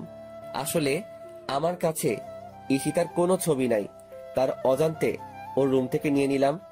এরপর রুমে এসে একটা চিঠি লিখলাম ঈশিতার জন্য। প্রায় দুপুর হয়ে এসেছে, তাই ফ্রেশ হয়ে নিলাম। এরপর আজানের সাথে সাথে মসজিদে গিয়ে নামাজ পড়ে আসলাম। বাড়িতে দুপুরের খাবার খেয়ে একটু ঘুমিয়ে নিলাম। ঘুম থেকে উঠলাম প্রায় বিকাল বেলা। এরপর ফ্রেশ হয়ে চুপি চুপি ঈশিতার রুমে গেলাম। ভালোভাবে তাকিয়ে দেখি ঈশিতা এখনো আসে নাই। তাই ওর রুমে গিয়ে চিঠির উপরে একটা গোলাপ দিয়ে টেবিলে রেখে আসলাম। এরপর সবকিছু ভালোভাবে চেক করে নিলাম। রাকিবকে ফোন দিয়ে বললাম ফ্যান্টাসি কিচেনে আসার জন্য। আমি গিয়ে ওর জন্য অপেক্ষা করতে লাগলাম। প্রায় আধা ঘন্টা পর রাকিব আসলো। কিরে, কেমন আছিস? তুই তো একটা কলও দিস না। আরে বলিস না বেটা, ঈশিতা ম্যাম সবসময় অফিস লেট করে ছুটি দেয়, আর সবসময় কাজের উপরে রাখে। জীবনটা তেজপাতা বানিয়ে ফেলেছে। একটু অবদ্ধ হওয়া যায় না। আবার অফিস শেষে বাসায় এসে রান্না করতে হয়। তুই তো জানিস আমার কেউ নাই, সব কিছু নিজেকে করতে হয়। দূর পাগল, কে বলছে তোর কেউ নাই? আমি আছি তো সব সময়। আর আমাদের ভাবি কবে আসবে? ওম্মা, কে ভাবি? কিসের ভাবি? কার ভাবি? কোথায় থেকে আসলো ভাবি? আমি তো জানতাম না। ভাব নিও না আমার সাথে। চুপি চুপি অনার্স শেষ বর্ষের একটা মেয়ের পিছনে ঘুরো, কিন্তু মেয়েটা পাতা দেয় না, আর তুমি ভাবো আমি কিছুই বুঝি না। ওই, তুই কেমনে জানলি? আমি তো তোকে বলি নাই। তুই তো বলবি না আমি জানি, তাই আগে থেকে খবর নিয়ে রাখলাম। তা কি খাবি অর্ডার কর, আজকে আমি তোকে খাওয়াবো। যা ইচ্ছে অর্ডার দে, সাথে আমার জন্য দে। ওকে। এরপর আমরা খেয়ে নিলাম। আচ্ছা দোস্ত, একটা কথা বলতেছি তোকে, যা যা বলবো মনোযোগ দিয়ে শুনবি। বল। আমি দেশের বাইরে যাচ্ছি, কবে ফিরবো জানি না। তুই সব সময় অফিসে ঈশিতার খেয়াল রাখবি, আমার সাথেও যোগাযোগ রাখবি। আর আমি কিন্তু একদিন না একদিন ফিরবো, তবে কখন তা জানি না। তুই ঈশিতার উপর নজর রাখিস। আসলে মেয়েটা একটু অগোছালো আর অবুঝ। যদি ঈশিতার কিছু হয় তাহলে তোকে সবকিছুর জন্য জবাব দিতে হবে। তুই তো জানিস ওকে কতটা ভালোবাসি, আর তোকে খুব মিস করবো দোস্ত। সত্যি কি চলে যাবি? আর না গেলে হয় না দোস্ত? এই পৃথিবীতে আমার মা বাবা আর আপন বলতে কেউ নেই। কিছুদিন আগে থেকে তোর সাথে পরিচয় হয়, তুই এতটা আপন হয়ে উঠবি ভাবতেই পারি নাই। নিয়তি চাইলে দেখা হবে, আর তোর ঈশিতাকে আমি দেখে রাখবো। নিজের যত্ন নিস দোস্ত। দেখলাম ছেলেটার চোখে পানি। আরে পাগল, কান্না করিস কেন? আমি তোর সাথে তো যোগাযোগ রাখবো। আচ্ছা দোস্ত, আজকের মতো উঠলাম। ভালো থাকিস দোস্ত। তুইও, তোকে খুব মিস করব। আমিও দোস্ত। এরপর চলে এলাম বাড়িতে। প্রায় সন্ধ্যা হয়ে এসেছে। সেই পুরনো স্মৃতিগুলো ভেসে উঠে আসছে চোখের মাঝে। কত অবহেলা নিয়ে কাটিয়েছি দিনগুলো। হয়তো আমি চলে গেলে ওর কিছু আসে যায় না। ঈশিতা তো আমাকে ভালোই বাসে না, তাহলে আমার অনুপস্থিতিতে ওর কিছু আসবে যাবে না। রাত প্রায় 12টা বাজে। আমি ঘুমিয়ে আছি। হঠাৎ মোবাইলের আওয়াজে ঘুমটা ভেঙে গেল। মোবাইলের স্ক্রিনে তাকিয়ে দেখি দিশার নাম্বার। তাড়াতাড়ি করে রিসিভ করলাম। হ্যালো দিশা, কোথায় ছিলে তুমি সারাদিন? তুমি জানো আজকে কতবার তোমার মোবাইলে ট্রাই করছি, কিন্তু তুমি ফোনটা রিসিভ করো নাই কেন? কি হয়েছে, চুপ কেন? ওই পাশ থেকে ফুপিয়ে ফুপিয়ে কান্নার শব্দ আসছে। কি হয়েছে দিশা, চুপ করে আছো কেন? তোমার জন্য তোমাদের বাড়িতে গেছি, কিন্তু দরজায় তালা দেওয়া। কোথায় ছিলে? তোমাকে উত্তরটাও দেওয়া হয় নাই। হঠাৎ মোবাইলটা কেটে গেল। বুঝলাম না মেয়েটা হঠাৎ করে কোথায় উধাও হয়ে গেল। আবার ফোন দিয়ে কান্না করছে, কিন্তু কোনো কথা বলছে না। মেয়েটা এমন কেন করলো? এরপর আবার ঘুমিয়ে গেলাম। কালকে সকাল 8:30 ফ্লাইট, তাড়াতাড়ি উঠতে হবে। খুব সকালবেলায় ঘুমটা ভাঙলো। আমি তাড়াতাড়ি উঠে ফ্রেশ হয়ে নামাজ পড়তে চলে গেলাম। নামাজ পড়ে বাড়িতে ফিরে আসলাম। আন্টি রুমের পাশ দিয়ে উপরে যাওয়ার সময় আন্টি আমাকে ডাক দিলেন। আমি গিয়ে আন্টির পাশেই বসলাম। আন্টি এখনো নামাজের বিছানায় বসে আছে। আমি ওনার কাছে গিয়ে বসাতে আন্টি আলতো করে আমার কপালে একটা চুমু দিলেন। আন্টি কিছু বলবে নাকি? বাবা, চলে তো যাচ্ছিস আমাদের ছেড়ে। শেষবারের মতো না হয় খাইয়ে দেই নিজের হাতে তোকে। আর কখনো সময় হবে কিনা জানি না। কি খাবি না? খাবো তো, তুমি নিয়ে আসো, আমি এইখানে আছি, মুচকি এসে বললাম। এরপর আন্টি আমাকে নিজ হাতে খাইয়ে দিলেন। আমি চুপচাপ সবগুলো খেয়ে নিলাম। আর কখনো খাওয়া হবে কিনা জানি না, খেয়ে চলে আসলাম। এরপর সবকিছু ভালোভাবে প্যাক করে নিলাম। প্রায় 7:30 বেজে গেছে। আমি ধীরে ধীরে ঈশিতার রুমের দিকে গেলাম। অবাক হওয়ার বিষয়, ওর রুমের দরজাটা খোলা। আমি হালকা উকি দিলাম। ঘরে তো কেউই নাই। চিঠিটা এখনো টেবিলের উপর পড়ে আছে। শেষবারের মতো ঈশিতাকে দেখা হলো না। এরপর আমি ঈশিতার সাথে দেখা না দিয়ে গাড়ি নিয়ে এয়ারপোর্টের উদ্দেশ্যে বেরিয়ে পড়লাম। আমার সাথে আন্টি আঙ্কেল যাচ্ছেন আমাকে এগিয়ে দিতে। খেয়াল করলাম আন্টি পুরো রাস্তা মন খারাপ করে রয়েছেন। গাড়ি এসে থামলো এয়ারপোর্টের সামনে। এরপর আমি আঙ্কেলের থেকে সবকিছু বুঝে নিলাম। আমি আসার সময় আন্টি অনেক কান্না করতে লাগলো।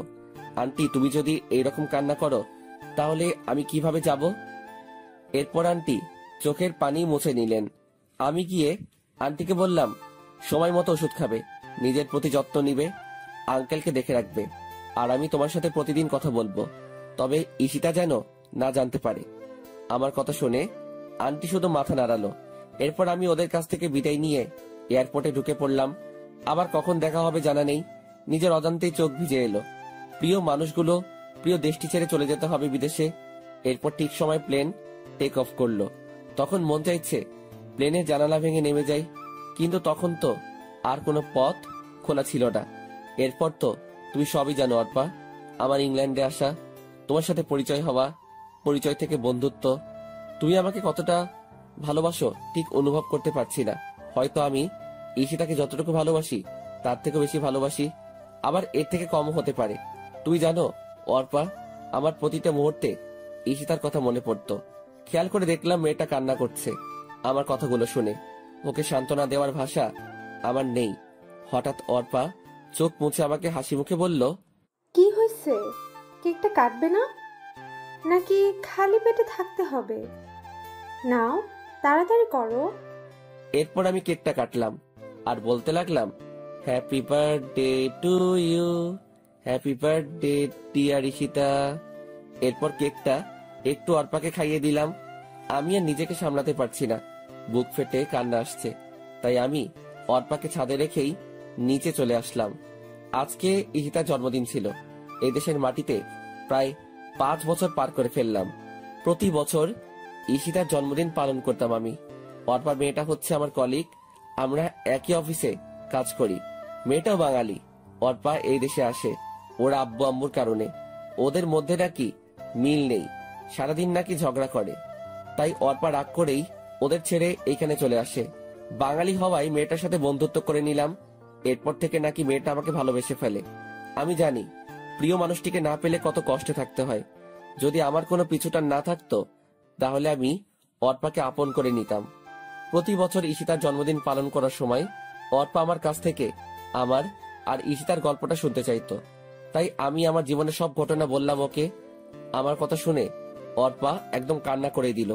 এরপর আমিও রুমে এসে অনেক কান্না করলাম। ঈশিতার সাথে দেখা হবে কিনা জানি না। এরপর দরজা ওপাশ থেকে অর্পা আমাকে ডাকতে লাগলো, এই জনি, দরজা খুলো। কি হয়েছে তোমার? ছাদ থেকে এভাবে চলে আসলে কেন?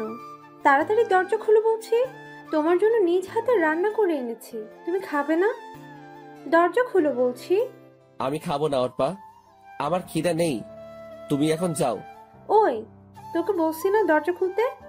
তাড়াতাড়ি দরজা খুলে দে, না হয় তোর মাথা পাঠাবো। আমি ভয়ে তাড়াতাড়ি দরজাটা খুলে দিলাম। কি মেয়ে রে বাবা, আমাকে সামান্য জিনিসের জন্য ঝাড়ি দেয়। ওই, তোমার সমস্যা কি? খাবে না কেন? তোমার জন্য এত কষ্ট করে রান্না করলাম, এখন তুমি কি চাও আমি এইগুলো ফেলে দেই? না, তার আর দরকার হবে না, তুমি খাবার দাও, আমি খেয়ে নিচ্ছি। জনি, একটা কথা বলি, রাখবা প্লিজ? আরে বলো, সমস্যা নাই, আমি তোমার কথা রাখবো। আর বেস্ট ফ্রেন্ডের কথা কি ফেলা যায়? আমি তোমাকে খাইয়ে দেই প্লিজ, শুধু আজকের জন্য, আর কখনো তো সুযোগ হবে না। শুধু একটা বার প্লিজ, কি দিবে না? দাও, সমস্যা নাই। এরপর আমাকে অর্পা আমাকে খাইয়ে দিল। মেয়েটা আমাকে এতটা ভালোবাসে আমি ভাবতেই অবাক হচ্ছি। শুধুমাত্র আন্টি ছাড়া আর কেউ আমাকে এইরকম ভালোবাসেনি। আর আজকে অর্পা। খাওয়া শেষ করে উঠে আমি সোফায় বসে রইলাম। এরপর অর্পা এসে আমার পাশে বসলো। জনি, একটা জিনিস চাইবো, দিবা? বলো, কি চাও? আমাকে একবার জড়িয়ে ধরবে প্লিজ? প্রেমিকা হিসেবে না, ফ্রেন্ড হিসেবে প্লিজ। তোমাকে তো আর আমি পাবো না, কিন্তু একটু জড়িয়ে ধরতে পারি? পারো। বলার সাথে সাথেই মেয়েটা এসে আমাকে জড়িয়ে ধরলো আর কান্না করে দিল। আমি কিছু বলছি না, কি বলবো আমি? আমার কাছে কি উত্তর আছে? আমি শুধু অর্পার মাথায় হাত রাখলাম। মেয়েটা আমাকে কত ভালোবাসে, কিন্তু আমি তো ওকে ভালোবাসতে পারবো না, কারণ আমি শুধু ঈশিতাকেই ভালোবাসি, আর কাউকে ঈশিতার স্থানটা দিতে পারবো না। এরপর অর্পা আমাকে ছেড়ে দিয়ে কান্না করতে করতে চলে গেল। আমি আর কোনো কিছু না ভেবে ঘুমিয়ে পড়লাম। চিন্তা করলাম পরশু দেশে ফিরে যাব। অনেক তো হলো এভাবে, এখন থেকে না হয় আমার নতুন করে অবহেলা পেতে শুরু করব, তবুও মনের ভিতর কোনো শূন্যতা অনুভব হবে না। এরপর সকালবেলা ঘুম থেকে উঠে ফ্রেশ হয়ে নিলাম, নাস্তা করে রেডি হয়ে অফিসে চলে আসলাম। সারাদিন অফিসে কাজ করে বাসায় আসলাম। অফিস থেকে আসার সময় অর্পাকে বলে দিলাম আমি কালকে বাংলাদেশে ফিরে যাব। ও যদি যেতে চায় তাহলে আমার সাথে যেতে পারে। আমার কথা শুনতে অর্পা খুশিতে রাজি হয়ে গেল।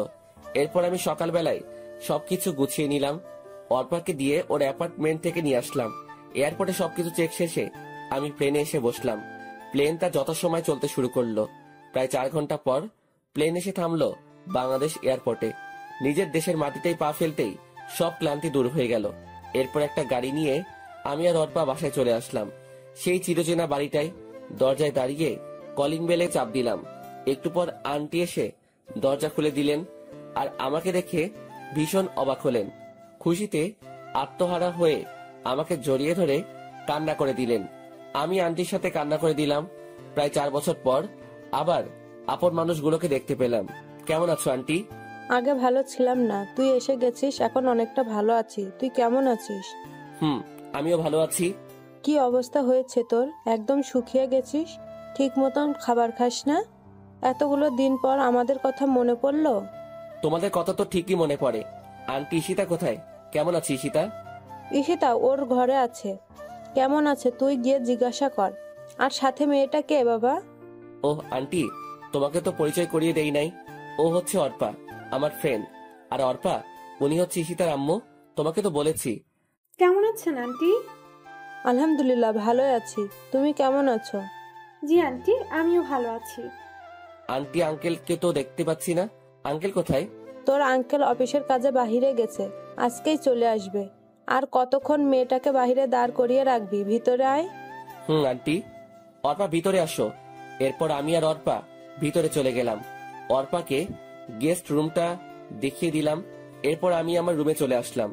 নিজের সেই রুমটাতে আবার অনেকগুলো দিন পর এলাম। কিন্তু অবাক হওয়ার বিষয়, আমার রুমটা একদম গোছানো, সবকিছু পরিষ্কার। মনে হয় কেউ প্রতিদিন এসে পরিষ্কার করে যায়। এত কিছু না ভেবে আমি ফ্রেশ হতে চলে গেলাম। এরপর নিচে নাস্তা করতে চলে গেলাম। সাথে অর্পাকে নিয়ে এলাম। মেয়েটা হয়তো লজ্জায় কোনো কিছু বলতে পারবে না। আন্টি আমাদেরকে নাস্তা দিলেন। আমি খেয়ে যাচ্ছি, কিন্তু গলা দিয়ে নামতেছে না। কারণ একটাই, ঈশিতা। আসার পর থেকে ঈশিতাকে দেখতেছি না। ব্যাপার কি? মেয়েটা কোথায় গেল? আন্টি ঈশিতা কোথায়? নাস্তা করবে না? আসার পর থেকে তো একবারও দেখলাম না। কি জানি বাবা কি হয়েছে, তুই যাওয়ার পর থেকে মেয়েটা একদম বদলে গেছে। ঠিক মতন খায় না, ঠিক মতন ঘুমায় না, অফিসে এবং কলেজে কোথাও যায় না। দিন দিন কেমন মৃত্যুর মুখে চলে যাচ্ছে। আন্টির কথা শুনে বুকটা কেঁপে উঠল। কি হয়েছে ঈশিতার? তবে কি ওর কোনো ক্ষতি হয়েছে? কেন হঠাৎ করে এইভাবে বদলে গেল? আন্টি, ঈশিতা এখন কোথায়? মনে হয় রুমেই আছে, সারাদিন নিজেকে রুমেই বন্দি করে রাখে। যা তো মেয়েটাকে ডেকে নিয়ে আয়। কে? আমি যাব? তুই যাইবি, এখন যা তো। এরপর আমি ধীরে ধীরে ঈশিতার রুমের দিকে পা বাড়ালাম। উপরে গিয়ে দেখি দরজাটা খোলা। আমি ঈশিতাকে অনেকবার ডাক দিলাম, উঠলো না। এরপর রুমের ভিতরে গিয়ে ঈশিতার খাটের পাশে গেলাম। মেয়েটা ছোট বাচ্চাদের মতো শুয়ে আছে, চুলগুলো মুখের উপরে। আমি আবার ডাক দিলাম। এইবার ঈশিতা চোখ ডলতে ডলতে উঠে গেল। ঈশিতাকে দেখে চোখে পানি ছলছল করছে। কি ঈশিতা, কি হয়ে গেল? শুকিয়ে একদম কাঠ হয়ে গেছে। চোখের নিচে কালো দাগ পড়ে গেছে, আগের থেকে অনেক কালো হয়ে গেছে। আমাকে এইভাবে দেখতে পাবে ঈশিতা কল্পনাও করে নাই। ঈশিতার চোখ অশ্রুতে ভরে গেছে। আজকে অবহেলার প্রতিদানে এই সকল কিছু হচ্ছে। ঈশিতা খাট থেকে নেমে আমার একদম কাছে চলে আসলো। আমাকে জড়িয়ে ধরতে চাইলো, কিন্তু আমি সরে গেলাম। আমার থেকে এইরকম কিছু ঈশিতা আশা করেনি। আমিও ঈশিতার পাশে থাকতে চেয়েছিলাম, কিন্তু ঈশিতা আমার সাথে অনেক খারাপ ব্যবহার করছে। আমাকে প্রতিনিয়ত অবহেলা করে গেছে। এখন এই সবকিছু ঈশিতাকে তিলে তিলে ভুগতে হবে। প্রিয় মানুষটি অবহেলা করলে তা কত কষ্টের, ঈশিতাকেও বুঝতে হবে। এখন থেকে আমি অবহেলা করব, আর ঈশিতা সবকিছু সহ্য করবে। আপনাকে আন্টি নিচে নাস্তা খেতে ডাকছে, তাড়াতাড়ি আসেন। জনি, দাঁড়াও, তোমাকে। আমি না শুনে চলে আসলাম। আর ঈশিতা ওইখানে হাঁটু গেড়ে বসে পড়লো। হয়তো বুঝতে পারছে তার কর্মের ফল ভুগছে। কান্না করতে লাগলো। আমি নিচে এসে নাস্তা করতে লাগলাম। এরপর ঈশিতাও এলো। আমি কিছু না বলে চুপচাপ নাস্তা খেয়ে যাচ্ছি, কিন্তু ঈশিতা নাস্তা না করে আমার দিকে তাকিয়ে আছে। ঈশিতাকে কষ্ট দেওয়ার জন্য আমি পুরোটা না খেয়ে চলে আসলাম। আমার এইরকম আচরণে ঈশিতা কষ্ট পেল। পাক না, তাতে আমার কি? আমাকেও তো কম কষ্ট দেয়নি ঈশিতা। এরপর আমি আমার রুমে চলে এলাম। ঈশিতাকে এইভাবে অবহেলা করতে গিয়ে আমি নিজেও অনেক কষ্ট পেলাম। কিন্তু তবুও যে ঈশিতাকে বুঝতে হবে প্রিয় মানুষটির অবহেলা কতটা যন্ত্রণাদায়ক। কিন্তু হঠাৎ করে ঈশিতা এভাবে বদলে গেল কেন? কিছু একটা তো কারণ আছে, জানতেই হবে আমাকে সেই কারণ। রাতে সেই রকম ঘুম হয় নাই, তাই একটু ঘুমিয়ে নিলাম। ঘুম ভাঙলো দুপুর 12:30। আমার বুকের উপর ভারী কিছু অনুভব করছি। ঘুম থেকে উঠে দেখি ঈশিতা আমাকে জড়িয়ে ধরে ঘুমিয়ে আছে। মেয়েটার কি নিষ্পাপ মুখখানি। আগের কথাগুলো মনে পড়ে গেল। আমি ঘুমের মধ্যেই ঈশিতাকে এক ঝাটকা দিয়ে বুকের উপর থেকে ফেলে দিলাম। সাথে সাথে ঈশিতার ঘুমটা ভেঙে গেল। আপনি এখানে কি করেন? কেন আসলেন এই রুমে? আবার আমার বুকে মাথা রেখে আমাকে জড়িয়ে ধরে ঘুমিয়েছিলেন। আমার স্বামীকে আমি জড়িয়ে ধরে ঘুমাতে পারি, আমার অধিকার আছে। কিসের স্বামী? হ্যাঁ, কেউ একজন বলেছিল স্বামী ইজ মাই ফুড। আর অধিকারের কথা বলছেন? একদিন আমিও আপনার কাছে স্বামীর অধিকার চাইতাম, কিন্তু আপনি আমাকে শুধু অবহেলা করে আসছেন। কত কষ্ট দিয়েছেন মনে আছে আপনার? আমার কথাগুলো শুনে ঈশিতা ফুপিয়ে ফুপিয়ে কান্না করতে লাগলো। প্লিজ জনি, এরকম করো না। আমি তোমাকে ভীষণ ভালোবাসি, নিজের থেকেও বেশি। ভালোবাসা? আমি এখন আর আপনাকে ভালোবাসি না। আমার মতো ছোট লোক কাউকে ভালোবাসতে পারে না। অর্পা মেয়েটাকে চিনেন? আমি ওকেই ভালোবাসি। ও আপনার মতো নিষ্ঠুর না, অনেক ভালো মেয়ে অর্পা। আর আপনার না বয়ফ্রেন্ড আছে, তাহলে আমার কাছে কেন ভালোবাসা চাইতে আসলেন? আপনার বয়ফ্রেন্ডের কাছে যান। আগে তো আপনি বলতেন আমি যেন এই বাড়ি ছেড়ে চলে যাই। এখন আর আপনাকে বলা লাগবে না, আমি নিজে থেকেই চলে যাব যদি কখনো ডিস্টার্ব করেন। আমি আর তোমাকে ডিস্টার্ব করব না, তবু তুমি আমাকে ছেড়ে যেও না। আমার কথাগুলো শুনে ঈশিতা ফুপিয়ে ফুপিয়ে কান্না করে যাচ্ছে। কান্না করার কারণে ঈশিতার নিঃশ্বাস নিতে কষ্ট হচ্ছে। আর কোনো কথা না বলে ঈশিতা কান্না করতে করতে চলে গেল। ঈশিতা এখন বুঝবে ভালোবাসার মানুষটি অবহেলা করলে কতটা কষ্ট লাগে। এরপর আমি ফ্রেশ হয়ে নিলাম। জোহর নামাজের আজান দিয়েছে, তাই নামাজ পড়তে মসজিদে চলে গেলাম। নামাজ পড়ে বাড়িতে আসার সময়ই রাকিবের সাথে দেখা হলো। আরে দোস্ত, তুই কখন আসলি? দেশে ফিরে আসলি, কিন্তু একবারও জানালিও না। আমি তো আজকে সকালেই এলাম। আসলে বাংলাদেশে আসার পর সিম নেওয়া হয় নাই, তাই যোগাযোগ করতে পারি। তো কেমন আছিস তুই? আলহামদুলিল্লাহ ভালোই আছি। জানিস দোস্ত, আমার বিয়ে হয়ে গেছে। আমি এখন আর ব্যাচেলার নেই। আরে বাহ, ভালোই তো। আচ্ছা দোস্ত, এখন বাড়ি যেতে হবে। একদিন তোদের বাড়িতে যাব। আচ্ছা ঠিক আছে, ভালো থাকিস। তুইও। এরপর বাড়ি চলে এলাম। দুপুরের খাবার খেয়ে বসে বসে টিভি দেখতেছি। এরই মাঝে অর্পা এসে হাজির হলো। কিছু বলবে অর্পা? আসলে আমরা না একা একা ভালো লাগছে না, চলো না আমরা একটু ঘুরে আসি। ঘরে বসে থাকতে থাকতে ভালো লাগে না। আর ঈশিতার সাথেও কথা বলতে ভয় করে, ও যদি আমাকে কিছু বলে। ধুর পাগলি, ঈশিতা ওই রকম মেয়ে না, তোমাকে কিছু বলবে না। উল্টো তোমার সাথে ফ্রেন্ডলি আচরণ করবে। আর আজকে বিকালবেলা রেডি থেকো, আমরা ঘুরতে বের হব। ওয়াও, সত্যি? সত্যি। ঠিক আছে, তাহলে আমি ঈশিতাকে রেডি হয়ে নিতে বলছি। আমরা সবাই একসাথে যাব, তাহলে অনেক মজা হবে। না, তাকে বলার দরকার নাই, শুধু আমি আর তুমি যাব। সময় হলে আমি নিজেই ঈশিতাকে নিয়ে যাব। কিন্তু ঈশিতা? তোমাকে না বলছি আর কেউ যাবে না। ওকে, অ্যাজ ইউ উইশ। এরপর আরো কিছুক্ষণ টিভি দেখে রেডি হয়ে নিলাম। অর্পা আর আমি গাড়ি নিয়ে ঘুরতে বেরিয়ে গেলাম। আমরা অনেক জায়গায় ঘুরলাম, অনেক কিছু খেলাম, কিন্তু আমার যে কিছুই ভালো লাগছে না। ঈশিতাকে এইভাবে কাঁদিয়ে আমিও ঠিক থাকতে পারছি না, কিছুতেই মন মানছে না। এরপর আমরা ঘোরাঘুরি শেষ করে প্রায় সন্ধ্যার দিকে বাড়ি ফিরলাম। এরপর আমি ফ্রেশ হয়ে একটু শুয়ে রইলাম আর ভাবতে লাগলাম ঈশিতার মাঝে এত পরিবর্তন আসলো কিভাবে। ওর নাকি বয়ফ্রেন্ড ছিল, তাহলে গেল কোথায়? কেন এখন ঈশিতা আমার জীবনে আসতে চাইছে? অবহেলা করার পর কেন আপন করতে চাইছে? সবকিছু যেন গুলিয়ে যাচ্ছে। রাত প্রায় 10টা বেজে গেছে। নিচে খেতে ডাকছে। আমি নিচে গিয়ে খাওয়ার জন্য টেবিলে বসে পড়লাম। সবাই আছে, শুধু আঙ্কেল নেই। ঈশিতা আমার সামনের চেয়ারটাতেই বসা। ঈশিতা না খেয়ে শুধু আমার দিকে তাকিয়ে আছে। মেয়েটা এমন কেন না খেয়ে আমার দিকে তাকিয়ে আছে? আমার দেখার জন্য তো সারা জীবন পাবেই। আমি কিছু না বলে চুপচাপ খেয়ে নিলাম। এরপর ছাদে চলে এলাম, একটা সিগারেট ধরালাম। ধীরে ধীরে পুরো সিগারেটটা শেষ করে দিলাম। এইভাবে 1 প্যাকেট সিগারেট খেয়ে ফেললাম। আপন মানুষগুলো যখন পর হয়, তখন এই জিনিসটাই সবচাইতে আপন হয়ে যায়। এরপর ঘরে এসে শুয়ে পড়লাম। ভোরবেলা ঘুম থেকে উঠে ফ্রেশ হয়ে নামাজ পড়তে চলে গেলাম। নামাজ শেষে বাড়িতে চলে এলাম। অনেকদিন সূর্যোদয়টা দেখা হয় না, তাই ছাদে এলাম। পূব আকাশে হালকা আলো চিকচিক করছে, বয়ে যাচ্ছে মৃদু বাতাস, আর রয়েছে চারিদিকে পাখিদের কিচিরমিচির আওয়াজ। সব মিলিয়ে একটা মনোমুগ্ধকর পরিবেশ। ভালোই উপভোগ করছি। হঠাৎ পিছনে কারো উপস্থিতি টের পেলাম। পিছনে তাকিয়ে দেখি আর কেউ নয়, ঈশিতা আমার পিছনে দাঁড়িয়েছিল। আমি ওর থেকে মুখ ফিরিয়ে নিলাম। আগের ন্যায় সামনের দিকে তাকিয়ে রইলাম। ঈশিতা কিছু বলবে মনে হচ্ছে, কিন্তু কিছু না বলে আবার কিভাবে চলে গেল। আমিও আর কিছু না বলে নিচে চলে এলাম। এরপর আন্টি ডাক দিলেন নাস্তা করার জন্য। আমি নিচে চলে গেলাম।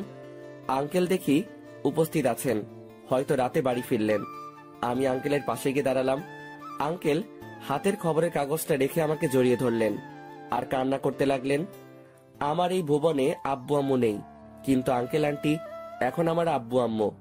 আমিও আঙ্কেলকে জড়িয়ে ধরে কান্না করতে লাগলাম। ওনারা না থাকলে হয়তো আমাকে একটা অস্তিত্বহীন জীবন যাপন করতে হতো। এইভাবে চলে আসলি? আমাদেরকে তো অন্তত একবার জানাতে পারতে। ভাবলাম সারপ্রাইজ দিব। কেমন হলো সারপ্রাইজটা? অনেক ভালো। এই কি অবস্থা হয়েছে তোর? কেন এমন করিস নিজের সাথে? অন্তত আমাদের কথা ভেবে না হয় শরীরের যত্ন নে। নিজের কথা তো কখনো ভাবিস না। তুই না থাকলে যে আমরা ভালো থাকতে পারি না, কেন বুঝিস না তুই? তোর বাবা মা তোকে আমাদের কাছে আমানত রেখে গেছে। তোর কিছু হলে ওরা যে কষ্ট পাবে জানিস। আমি কখনো তোর আব্বুকে কষ্ট থাকতে দিতে চাই না। সব সময় হাসি খুশি দেখতে চাইতাম। আঙ্কেল, এখন থেকে তোমার সব কথা মেনে চলবো। এখন সবাই নাস্তা করতে বসো, আর তোর সাথে যেই মেয়েটা এসেছে ওকে ডেকে নিয়ে আয়। আমরা সবাই একসাথে নাস্তা করব। আমি গিয়ে অর্পাকে নিয়ে আসলাম। ঈশিতা আগে থেকেই হাজির আছে। অর্পাকে আঙ্কেলের সাথে পরিচয় করিয়ে দিলাম। তারপর সবাই মিলে নাস্তা করতে লাগলাম। আঙ্কেল, আমি আজকে থেকে অফিসে যেতে চাই। এত তাড়াতাড়ি কেন? কয়েকটা দিন রেস্ট নে। এমনিতে অনেক দিন পর এসেছিস, সবার সাথে একটু সময় কাটা। না আঙ্কেল, বাড়িতে বসে থাকতে ভালো লাগে না। আচ্ছা বাবা, তুই যা ভালো বুঝিস কর। Thank you uncle. রুমে এসে অফিসে যাওয়ার জন্য রেডি হচ্ছি। ওই সময় অর্পা আমার রুমে এসে হাজির। কিছু বলবে নাকি? আসলে আমার না একা একা বাড়িতে ভালো লাগবে না, যদি তোমার সাথে নিয়ে যেতে। আচ্ছা, সমস্যা নাই, তুমি গিয়ে তৈরি হয়ে নাও, আমরা খুব তাড়াতাড়ি বের হব। ঠিক আছে। অর্পা চলে গেল আর আমি আবার তৈরি হতে ব্যস্ত আছি। এরপর তৈরি হয়ে গাড়িতে অর্পার জন্য অপেক্ষা করতেছি। এরপর অর্পা আসলো, আমি গাড়ি চালাতে শুরু করলাম। এরপর আমরা চলে এলাম অফিসে। আমি গিয়ে বসের কেবিনে বসলাম। অর্পাকে আমার সাথে নিয়ে আসলাম। এরপর আমি পিয়নকে দিয়ে রাকিবকে আমার কেবিনে ডেকে নিয়ে আসলাম। ফিরে আসবো নাকি? দোস্ত আয়, আর তোর অনুমতি লাগবো না, যখন ইচ্ছা তখন আসতে পারবি। তা বুঝলাম, কিন্তু বাকিরা কি ভাববে বল? বসকে তুই করে ডাকলে কেমন দেখায় না? আরে কে কি বললো আমার কিছু যায় আসে না।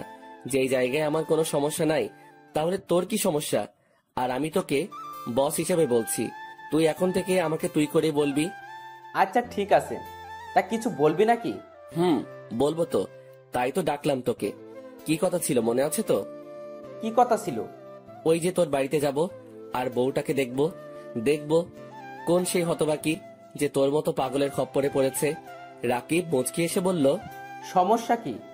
তুই বললে এখনই চল, আর দেখে নিস কে আমার খপ্পরে পড়েছে। আরে এখন না, দুপুরে লাঞ্চ টাইমে যাব। এখন তো অফিসে অনেক কাজ আছে। আর পরিচয় হয়নি, ও হচ্ছে অর্পা, আমার সাথে বিদেশে আমার কলিগ ছিল। আর অর্পা, ও হচ্ছে আমার ফ্রেন্ড রাকিব। তোমাকে তো ওর কথা বলছি। হাউ ফানি দোস্ত, যার দেশে এত বড় একটা অফিস আছে সে কিনা অন্য একটা অফিসে কাজ করছে। হ্যালো, কেমন আছেন? হাই, আলহামদুলিল্লাহ ভালো আছি ভাইয়া। আপনি কেমন আছেন ভাইয়া? আলহামদুলিল্লাহ ভালো। ওই সাইলেন্সারটার সাথে কিভাবে ফ্রেন্ডশিপ করলেন? সারাদিন তো মন মরা হয়ে বসে থাকতো। আমার মনে হয় বিদেশেও ওই রকম করেছে। ঠিক বলছেন। শুধু কাজের সময় কাজ করত আর সারাদিন বসে বসে সময় কাটিয়ে দিত। আমি ওদের কথাগুলো শুনছি আর মিট করে হাসছি। পাগলগুলা বলে কি, সব সময় হাসি খুশি থাকার চেষ্টা করেও থাকতে পারতাম না। কেন জানি কিসের একটা শূন্যতা অনুভব হতো। এরপর রাকিব চলে যায়। আমি বসে বসে কাজ করতে লাগলাম আর অর্পা বসে বসে ফ্রি ফায়ার খেলতে লাগলো। বুঝি না মেয়েটা এই গেমটা কেমনে খেলা শিখলো। আমার থেকে ভালো খেলতে পারে, তাই তো সবসময় আমার স্কোয়াডে রাখি। কাজ করতে করতে দুপুরের খাওয়ার সময় হয়ে গেল, কিন্তু আমি এখনো কাজ করতে লাগলাম। অনেক কাজ পড়ে আছে। কিরে চল, আর কতক্ষণ অপেক্ষা করব? আমার কিন্তু ভীষণ খিদা লাগছে। কাজ এখন বন্ধ রাখ। ওই বেটা পেটু, সবসময় খাই খাই করিস কেন? একটু অপেক্ষা কর, আমি কাজগুলো সেরে ফেলি। আচ্ছা তুই তাড়াতাড়ি কর, আমি আমার ডেস্কে আসি। কাজ শেষ হইলে আমার ডেকে নিস। এরপর রাকিব চলে গেল। আমি কাজে মনোযোগ দিলাম। প্রায় 15 মিনিট পর কাজ শেষ হয়ে এসেছে। এরপর আমি অর্পাকে সাথে নিয়ে রাকিবের সাথে তাদের বাড়িতে উদ্দেশ্যে রওনা হলাম।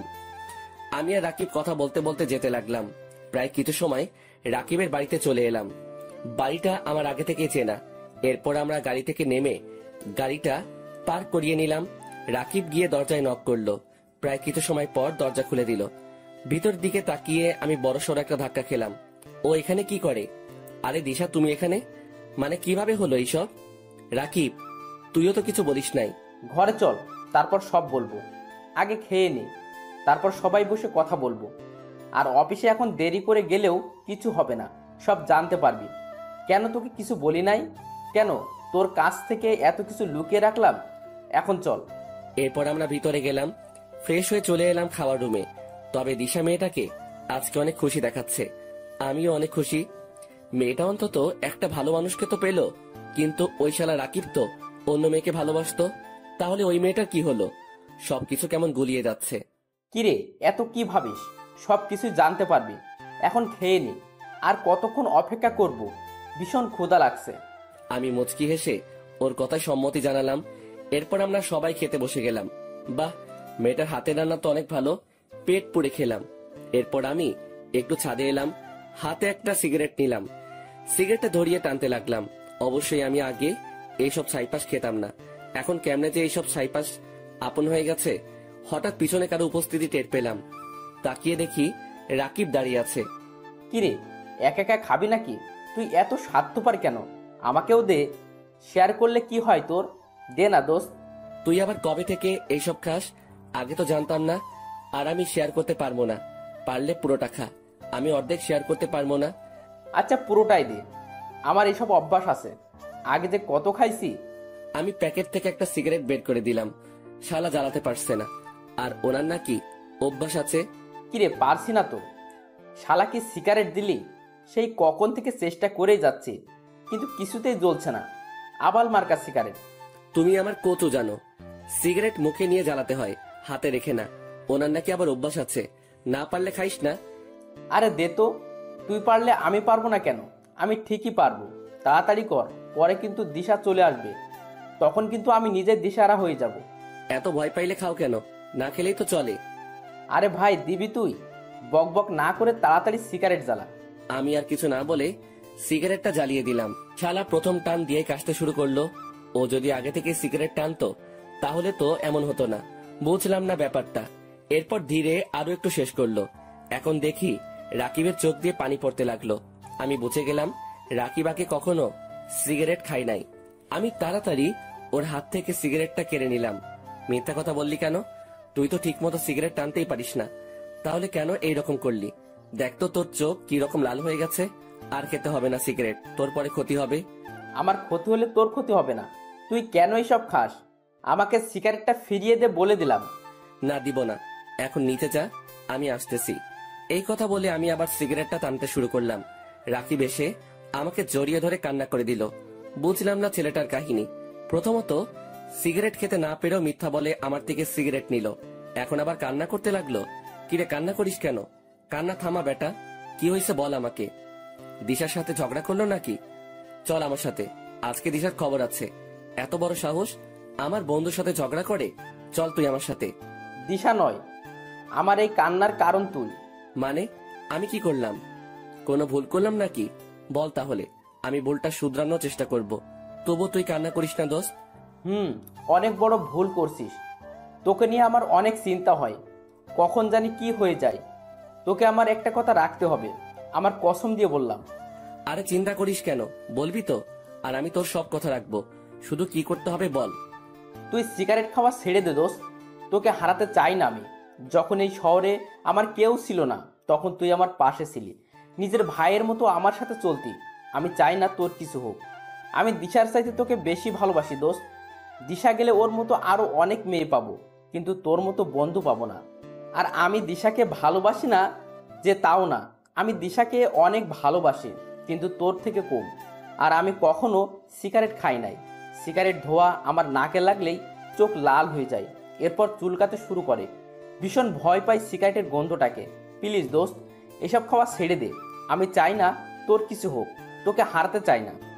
আরে পাগল, তুই এত ইমোশনাল কেন? এখন থেকে তোকে কথা দিলাম আর কখনো এইসব খাবো না। এখন কান্না থামা বেটা, মেয়েদের মতো কান্না করতে হবে। আর আমি কোথাও যাব না তোকে ছেড়ে, তবে বাসর ঘর হলে ভিন্ন কথা। আমার কথা শুনে রাকিব আওয়াজ করে হেসে দিল। আমি রাকিবকে হাসানোর জন্যই এই কথা বলেছি। এরপর সিগারেটটা ফেলে দিয়ে রাকিবকে নিয়ে নিচে চলে আসলাম। এরপর দুইজন পাশাপাশি ভালোভাবে ফ্রেশ হয়ে নিলাম, যাতে সিগারেট গন্ধ আমাদের শরীরে না থাকে। এরপর সবাই মিলে ড্রয়িং রুমে বসে পড়লাম। অর্পাও ছিল আমাদের সাথে। রাকিব বলতে শুরু করলো, তুই বিদেশ যাওয়ার 2 দিন আগে আমি অফিসে বসে দিশার ফটোগুলো দেখতেছি। ওই সময় ঈশিতা ম্যাম আমাকে তার কেবিনে যেতে বলল। আমিও চলে গেলাম ম্যামের কেবিনে। যখন ভিতরে গেলাম তখন ঈশিতা ম্যাম আমাকে বলল, রাকিব সাহেব, আপনি অফিস টাইমে কার ফটো দেখতেছেন? মেয়েটাকে? আপনি কিভাবে দেখলেন ম্যাম? আমি সিসি ক্যামেরায় দেখেছি। ভয় নেই, বলেন মেয়েটা আপনার কি হয়? আমি কিছু মাইন্ড করব না। আর আপনি না দাঁড়িয়ে থেকে বসেন। আর এই নেন টিস্যু। এই এসির মধ্যেও ঘামাচ্ছেন কেন? বললাম তো ভয় পেতে হবে না। ফ্রেন্ড হিসেবে বলুন। আসলে আমি ওই মেয়েটাকে ভীষণ ভালোবাসি, কিন্তু কখনো বলে উঠতে পারিনি। আর কখন বলতে পারবো কিনা জানি না। তখন ঈশিতা ম্যাম আমার হাত থেকে মোবাইলটা নিয়ে দিশার ফটোগুলো দেখতে লাগলো। এরপর ঈশিতা ম্যাম বলল, আমি যা ভেবেছিলাম তাই হলো। এই মেয়েটার নাম হলো দিশা, আমার বেস্ট ফ্রেন্ড। অনেক ভালো একটা মেয়ে, কিন্তু আপনি ওর ফটো কোথায় পেলেন আর কিভাবে চিনেন? আমি ফেসবুক থেকে ওর ফটোগুলো পেলাম কাছে, এখন ওর নাম জানতে পারলাম। আর আপনার মেয়ে ওর নামটাও জানতাম। ওর ফেসবুক আইডির নাম ছিল নীল প্রজাপতি। আর ওকে সবসময় আমার বাড়ির সামনে দিয়ে কলেজে যেতে দেখতাম, কিন্তু ভয়ে কখনো কথা বলে উঠতে পারি নাই। আপনার বেস্ট ফ্রেন্ডকে মনে হয় আর পাওয়া হবে না। কেন পাওয়া হবে না? আপনি কি ওকে বিয়ে করতে চান? নির্ভয়ে বলুন, সবকিছু আমি দেখছি। তা তো অবশ্যই চাই, কিন্তু আপনার ফ্রেন্ড কি রাজি হবে? দূর থেকে ভালোবেসে গেলে কি হয়? আরে আপনি চিন্তা করছেন কেন? মনে করুন এখন থেকে আপনার এই বোন আপনার বিয়ের দায়িত্ব নিল। কি দিবেন না? ঈশিতার কথা শুনে আমি অনেক অবাক হলাম। আমি ভাবতে থাকলাম, এই মেয়েটা এই রকম কেন? আমার সাথে কি সুন্দর আচরণ করছে, কিন্তু তোর সাথে খারাপ আচরণ করে কেন? মেয়েটাকে তো দেখে খারাপ মনে হয় না। তারপর কি হলো? তারপর আমি ঈশিতা ম্যামকে দায়িত্ব দিয়ে দিলাম, আর উনি বলছেন দিশার সাথে নাকি আমার কথা বলিয়ে দেবে। এরপর আমি ওইখান থেকে চলে আসলাম। বাকিটা দিশার থেকে শুনেন। তারপর কি হলো? বলছি, তুমি বিদেশে যাওয়ার 2 দিন আগে ঈশিতা আমাদের বাড়িতে আসে। আমি কলেজে যাওয়ার জন্য প্রস্তুত হচ্ছি। ওই সময় ঈশিতা আমার কাছে আসলো। কিরে ঈশিতা, কখন আসলি? এখানে আয়, বস। এসেছি, তোর জন্য একটা খবর আছে। আজকে আর কলেজে যেতে হবে না। আরো এমন একটা খবর দিব তুই ভাবতেও পারবি না। তোর জন্য 2টা নিউজ আছে। কি নিউজ শুনি? তাও আবার একটা না 2টা নিউজ আছে? কিন্তু কলেজে তো যেতে হবে, গুরুত্বপূর্ণ কাজ আছে। আরে ছাড় তো কাজ, আজকে না গেলে কিছুই হবে না। এখন বলতেছি সব শোন। তোকে একটা ছেলে ভালোবাসে। ছেলেটা ভীষণ হ্যান্ডসাম, আমার অফিসেই কাজ করে। আর বড় কথা হচ্ছে ও জনের বেস্ট ফ্রেন্ড। অনেক ভালো ছেলে। আমি যতটুকু জানি ওর এই পৃথিবীতে কেউ নেই। তোকে ভীষণ সুখে রাখবে। রাজি হয়ে যা দোস্ত। আমি বিয়ের সব কিছুর ব্যবস্থা করছি, শুধু তুই রাজি হলেই হবে। আর রাজি না হয়েও পারবি না। ছেলে কিন্তু অনেক সুন্দর আর ভালো। সবই বুঝলাম, কিন্তু আমাকে দেখলো কিভাবে? আর ছেলেটার নাম কি? তুই নাকি প্রতিদিন কলেজে যাওয়ার সময় ওর বাড়ির সামনে দিয়ে যাইতি, তখন থেকে তোকে ভালোবেসে ফেলে। আর ফেসবুক থেকে তোর অনেকগুলো ফটো নিছে। আর ছেলেটার নাম রাকিব। কিন্তু কিভাবে সম্ভব? কেন সম্ভব নয়? ও তোর জন্য একদম পারফেক্ট। আর বললাম না তোকে দারুণ একটা খবর দিব, তাহলে আমিও জনিকে ভালোবাসি। হোমা, তাই নাকি? তা কবে থেকে ভালোবাসিস? তাহলে এত এইভাবে অবহেলা করলি কেন? কেন এত অপমান করলি? জানিস, ছেলেটা ভীষণ ভালো। আমি ওকে একদিন ভালোবাসার কথা বললাম, কিন্তু জনি আমাকে তখন গ্রহণ করে নাই। তার একমাত্র কারণ সে তোকে নিজের জীবনের চাইতেও বেশি ভালোবাসতো, আর এখনো বাসে। শুধু তুই বুঝিস নাই জনির ভালোবাসা। এত অবহেলা অপমান করার পরেও কেন জনি তোর কাছে পড়ে আছে জানিস? শুধু তোকে ভালোবাসে বলে। কিন্তু তার প্রতিদান ছেলেটাকে কি দিলি? শুধু অবহেলা আর অপমান ছাড়া। তাই এখনো সময় আছে, জনের কাছে ক্ষমা চেয়ে নে আর একসাথে নতুন জীবন শুরু কর। ক্ষমা তো চাইবো, কিন্তু এখন না। ওর জন্মদিনে ওকে সারপ্রাইজটা দিব। জনের জন্মদিনে আমার ভালোবাসা হবে ওর প্রথম উপহার। সবকিছু ভুলে কাছে টেনে নিব, আর কখনো কষ্ট দিব না। শুধু দিনটার অপেক্ষায় আছি। তাই ভালো হবে। কিন্তু হঠাৎ করে এত পরিবর্তন আসলো কোথা থেকে? কি হয়েছে একটু বলবি প্লিজ? যে তুই কিনা জনের নাম শুনলেই রাগে আগুন হয়ে যেতি, আজ সেই তুই কিভাবে এত বদলে গেলি? নিশ্চয়ই কোনো কারণ আছে। কারণটা কি বলবি প্লিজ? সময় হলে ঠিক সব জানতে পারবি। এখন রেডি হয়ে নে, আজকে আমার সাথে তোকে যেতে হবে। রাকিব তোর জন্য অপেক্ষা করছে। সবই বুঝলাম, অন্তত তুই তো আমাকে জানাতে পারতি রাকিব। আমি যদি জানতাম তাহলে সত্যি সবকিছু জানাতাম। আমি তো জানতাম না যে তুই দিশাকে চিনিস আর তোমাদের এই রকম একটা সম্পর্ক ছিল, তাও জানতাম। আর বড় কথা, তুই তো ঈশিতাকে কিছু না বলে চলে গেলি বিদেশে, একবারও জানানো দরকার মনে করলি না। কিন্তু আমি একটা বিষয় বুঝতেই পারছি না, ঈশিতার এত পরিবর্তন হলো কেন? এর পিছনে কোনো কাহিনী আছে? আচ্ছা দোস্ত, তাহলে এখন উঠি, অনেক সময় হয়ে গেছে। ঠিক আছে, আমি কালকে অফিস যেতে পারবো না। দিশার সাথে একটু সময় কাটাতে চাই। প্লিজ দোস্ত, শুধু কালকের জন্য ছুটি চাই। শুধু কালকে না, তোকে 1 সপ্তাহ ছুটি দিলাম, যত পারিস সময় কাটা। তবে ছুটি শেষে চলে আসিস। দিশার খেয়াল রাখিস, কখনো কষ্ট দিস না। আর দিশা আমার বন্ধুটা কিন্তু সাদাসিধে আর ইমোশনাল, তাই কখনো ওকে অবহেলা বা ইগনোর করিও না। আর তুমি আমাকে ক্ষমা করে দিও জনি। জানি আমার এই অপরাধের ক্ষমা নেই। ঈশিতাকে আর কষ্ট না দিয়ে কাছে টেনে নাও। অনেক কষ্ট আছে মেয়েটা। তুমি তো জানো প্রিয় মানুষটির দেওয়া অবহেলা মৃত্যুর সমান। যদি বেশি ইগনোর করো ঈশিতাকে, তাহলে জীবনে তাকে হারিয়ে ফেলতে পারো। আরে ক্ষমার কি আছে? আমি তো চাইতাম তোমার জীবনে এমন কেউ আসুক যে সবসময় তোমাকে ভালোবাসবে, সুখে রাখবে। আর দেখো, পেয়ে গেলে বিশ্বস্ত মানুষটাকে। আর রাকিবও পেয়ে গেল তার ভালোবাসার মানুষটিকে। আর আমাদের বাড়ি আবার আসবে, কিন্তু পরের বার যেন ঈশিতাকে সাথেই দেখি। মুচকি এসে বললাম, দেখবে। তাহলে এখন আসি। এরপর অর্পাকে নিয়ে চলে এলাম বাড়িতে। তবে আজকে আমি ভীষণ খুশি। ঈশিতা আমাকে আরো 4 বছর আগে থেকে ভালোবাসতো, কিন্তু এত তাড়াতাড়ি ঈশিতাকে কাছে টেনে নিলে হবে না। ওকে ভালোভাবে বুঝতে হবে আপনজনের অবহেলা সহ্য করা কতটা যন্ত্রণাদায়ক। এরপর আমি ফোন করে বলে দিলাম অফিস যেন আজকে 4টায় ছুটি দিয়ে দেয়। ভালো লাগছে না, তাই রুমে বসে আছি। হঠাৎ কোথায় থেকে ঈশিতা আমার রুমে এসে হাজির। আপনি এখানে কেন? চলে যান আমার রুম থেকে। আপনাকে দেখলে আমার শরীরটা জ্বালা করে, অসহ্য লাগে আপনাকে। কি চান এখানে? এইভাবে কথা বলছো কেন? আমি তো তোমার বউ। মাফ করে দাও না প্লিজ আমাকে। কখনো তোমাকে কষ্ট দেব না, প্লিজ। ভীষণ ভালোবাসি তোমায়। তোমাকে ছাড়া আমার একটা দিনও ভাবা কষ্টকর। তোমাকে যে হৃদয়ের গোপন কুঠিরেতে বেঁধে ফেলেছি। যদি দূরে যেতে চাও তাহলে আমার কলিজা ছিঁড়ে যেতে হবে। তখন হয়তো আমি একটা জীবন্ত লাশ হয়ে যাব। মাফ করব, তাও আবার আপনাকে? অসম্ভব, কখনো আমি আপনাকে মাফ করব না। আর কি বললেন, ভালোবাসেন আমাকে? ভীষণ হাসি পাচ্ছে আপনার কথা শুনে। হঠাৎ কোথায় থেকে এত ভালোবাসার উৎপত্তি ঘটলো? আমি একদিন একজনকে ভীষণ ভালোবাসতাম, তাকেও যত্ন করে রেখেছিলাম হৃদয়ের গোপন কুঠুরিতে। কিন্তু কি পেলাম তার কাছ থেকে? দিন শেষে অবহেলা আর অপমান হলো আমার পথ চলা সাথী। আর আমিও এখন জীবন্ত লাশ হয়ে জীবন যাপন করতেছি। তাই কাউকে আর জীবনের সাথে মিশাতে পারবো না।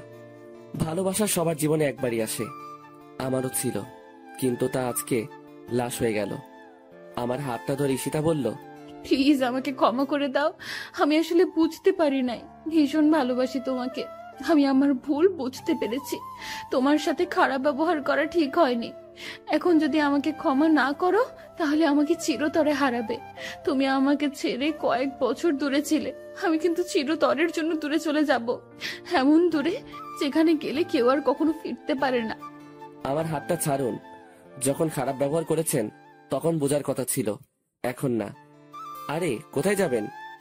চিরতরের জন্য দূরে? তো চলে যান না, কি আটকে রেখেছে? আমার হাত ছাড়ুন। না, আমি তোমার হাত ছাড়বো না।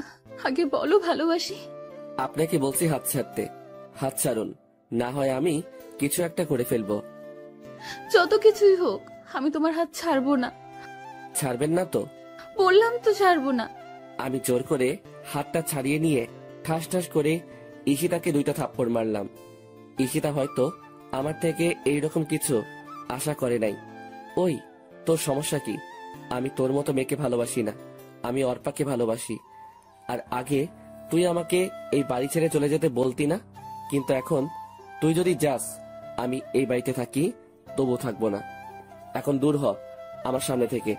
আমার সামনে আসার চেষ্টা করবি না, তখন কিন্তু আরো খারাপ হবে তোর সাথে।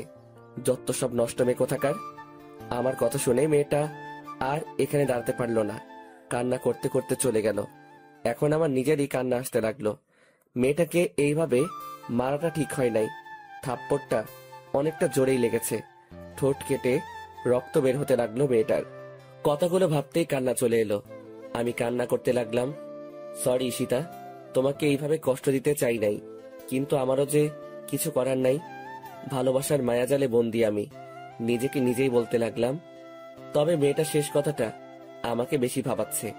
ওকে চিরতরের জন্য হারাতে হবে। তবে কি মেয়েটা ওর নিজের কোনো ক্ষতি করবে না তো? না, এই মেয়েটাকে চোখে চোখে রাখতে হবে, কোনো ক্ষতি হতে দেওয়া যাবে না। আর কোনো কিছু না ভেবে একটু ঘুমাতে চেষ্টা করলাম।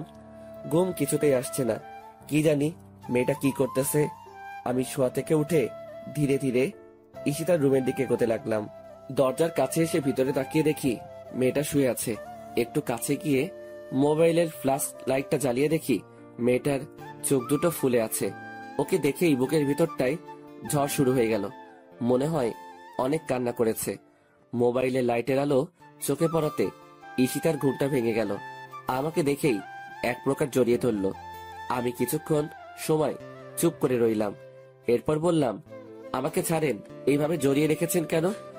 জড়িয়ে ধরে রেখে ঈশিতা বলতে লাগলো, না, ছাড়বো না।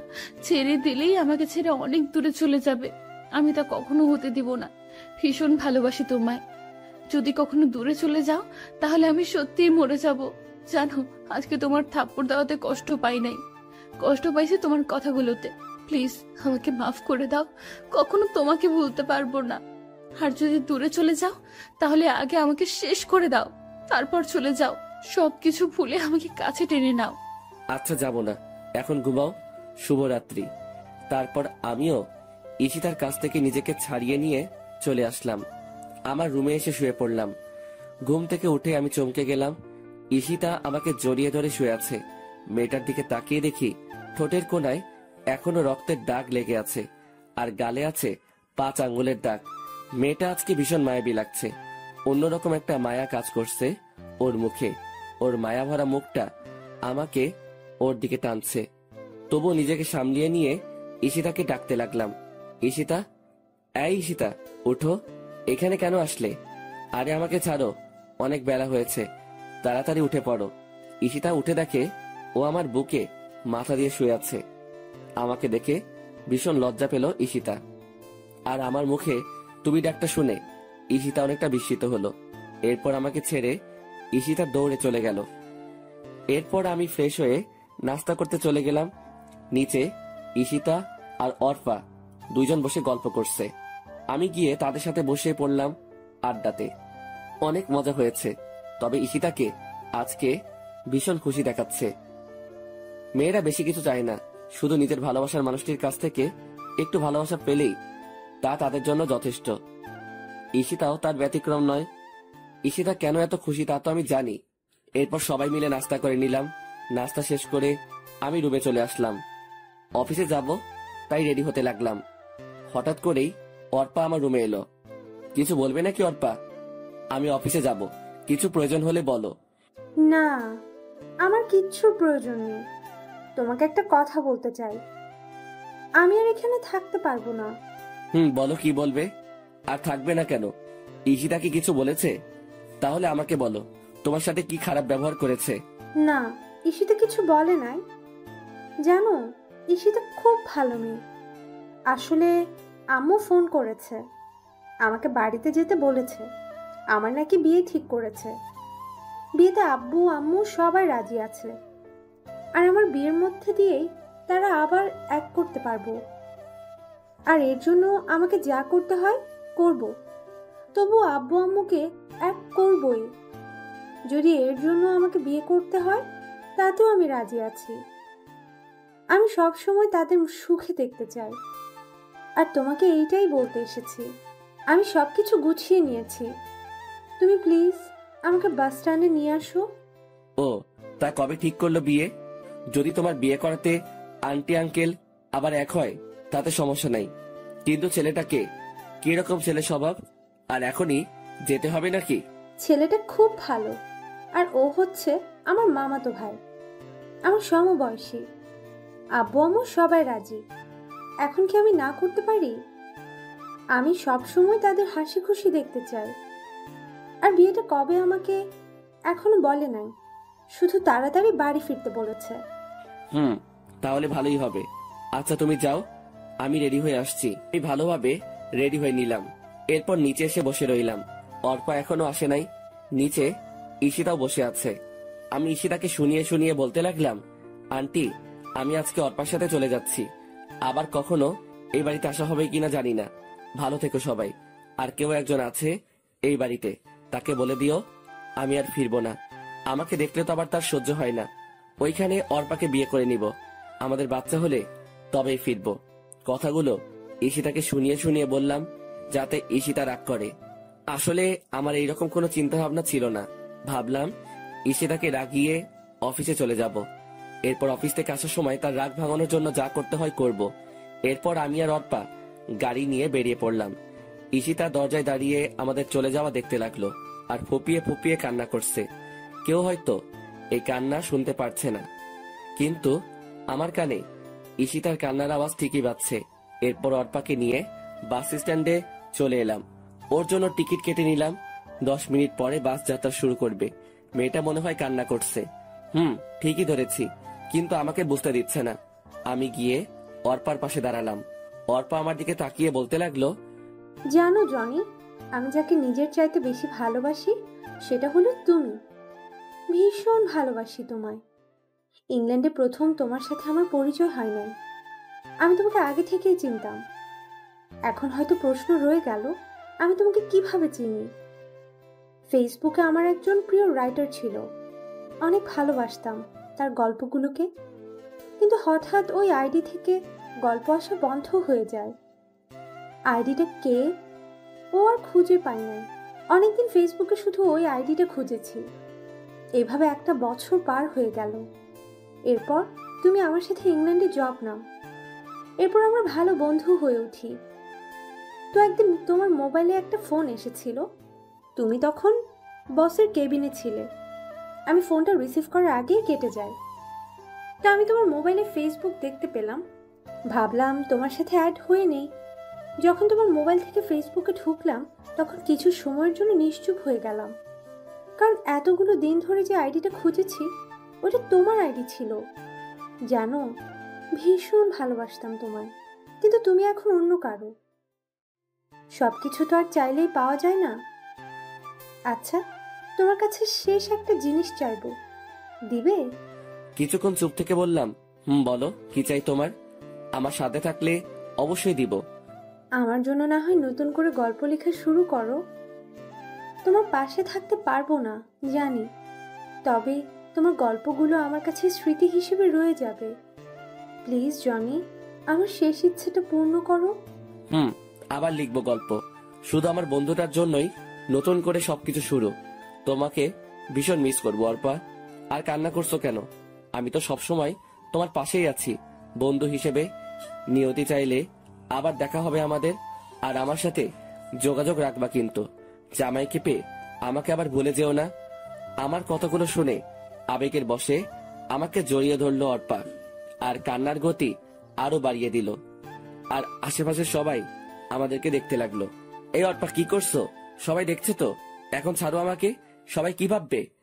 আমি আর তুমি বিষয়টা স্বাভাবিকভাবে নিলেও অন্যরা কিন্তু স্বাভাবিকভাবে নিবে না। আর তোমার বাস চলে এসেছে।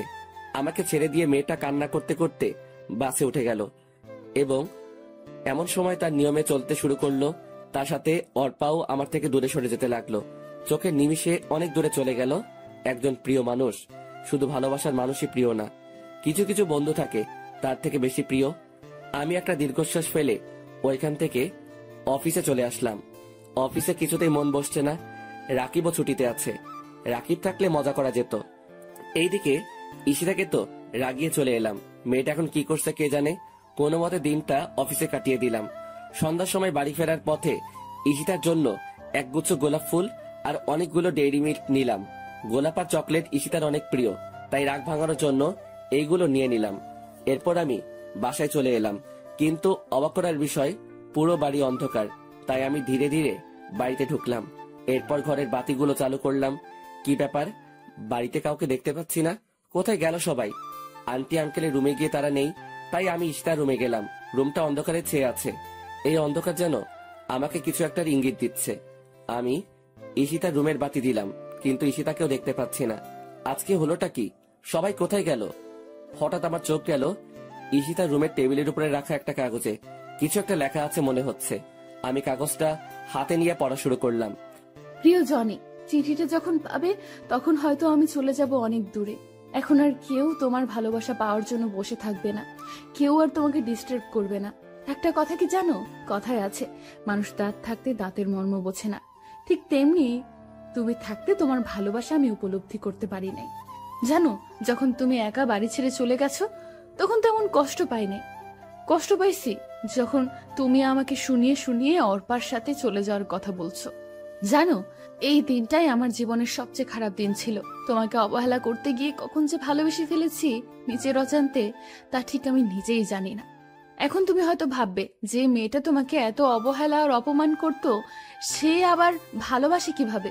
তাহলে শোনো, তুমি যখন বিদেশ যাবে তার একদিন আগে আমি একটা খবর পাই। হয়তো ভাববে কি এমন খবর। আসলে ওই দিন যে আমি পার্টিতে ড্রিঙ্ক করে মাতাল হয়ে যাওয়াতে যে ছেলেটা আমার দুর্বলতার সুযোগ নিতে চেয়েছিল, তার সাথেই আমার পথে দেখা হয়। মনে আছে তোমার? আমি ঠিক ওই 4 বছর আগের কথা বলছি। তখন আমি ছেলেটার থেকে সব সত্যি জানতে পারি, আর আমার জন্যই তুমি আমার ইচ্ছেটা পূরণ করলে।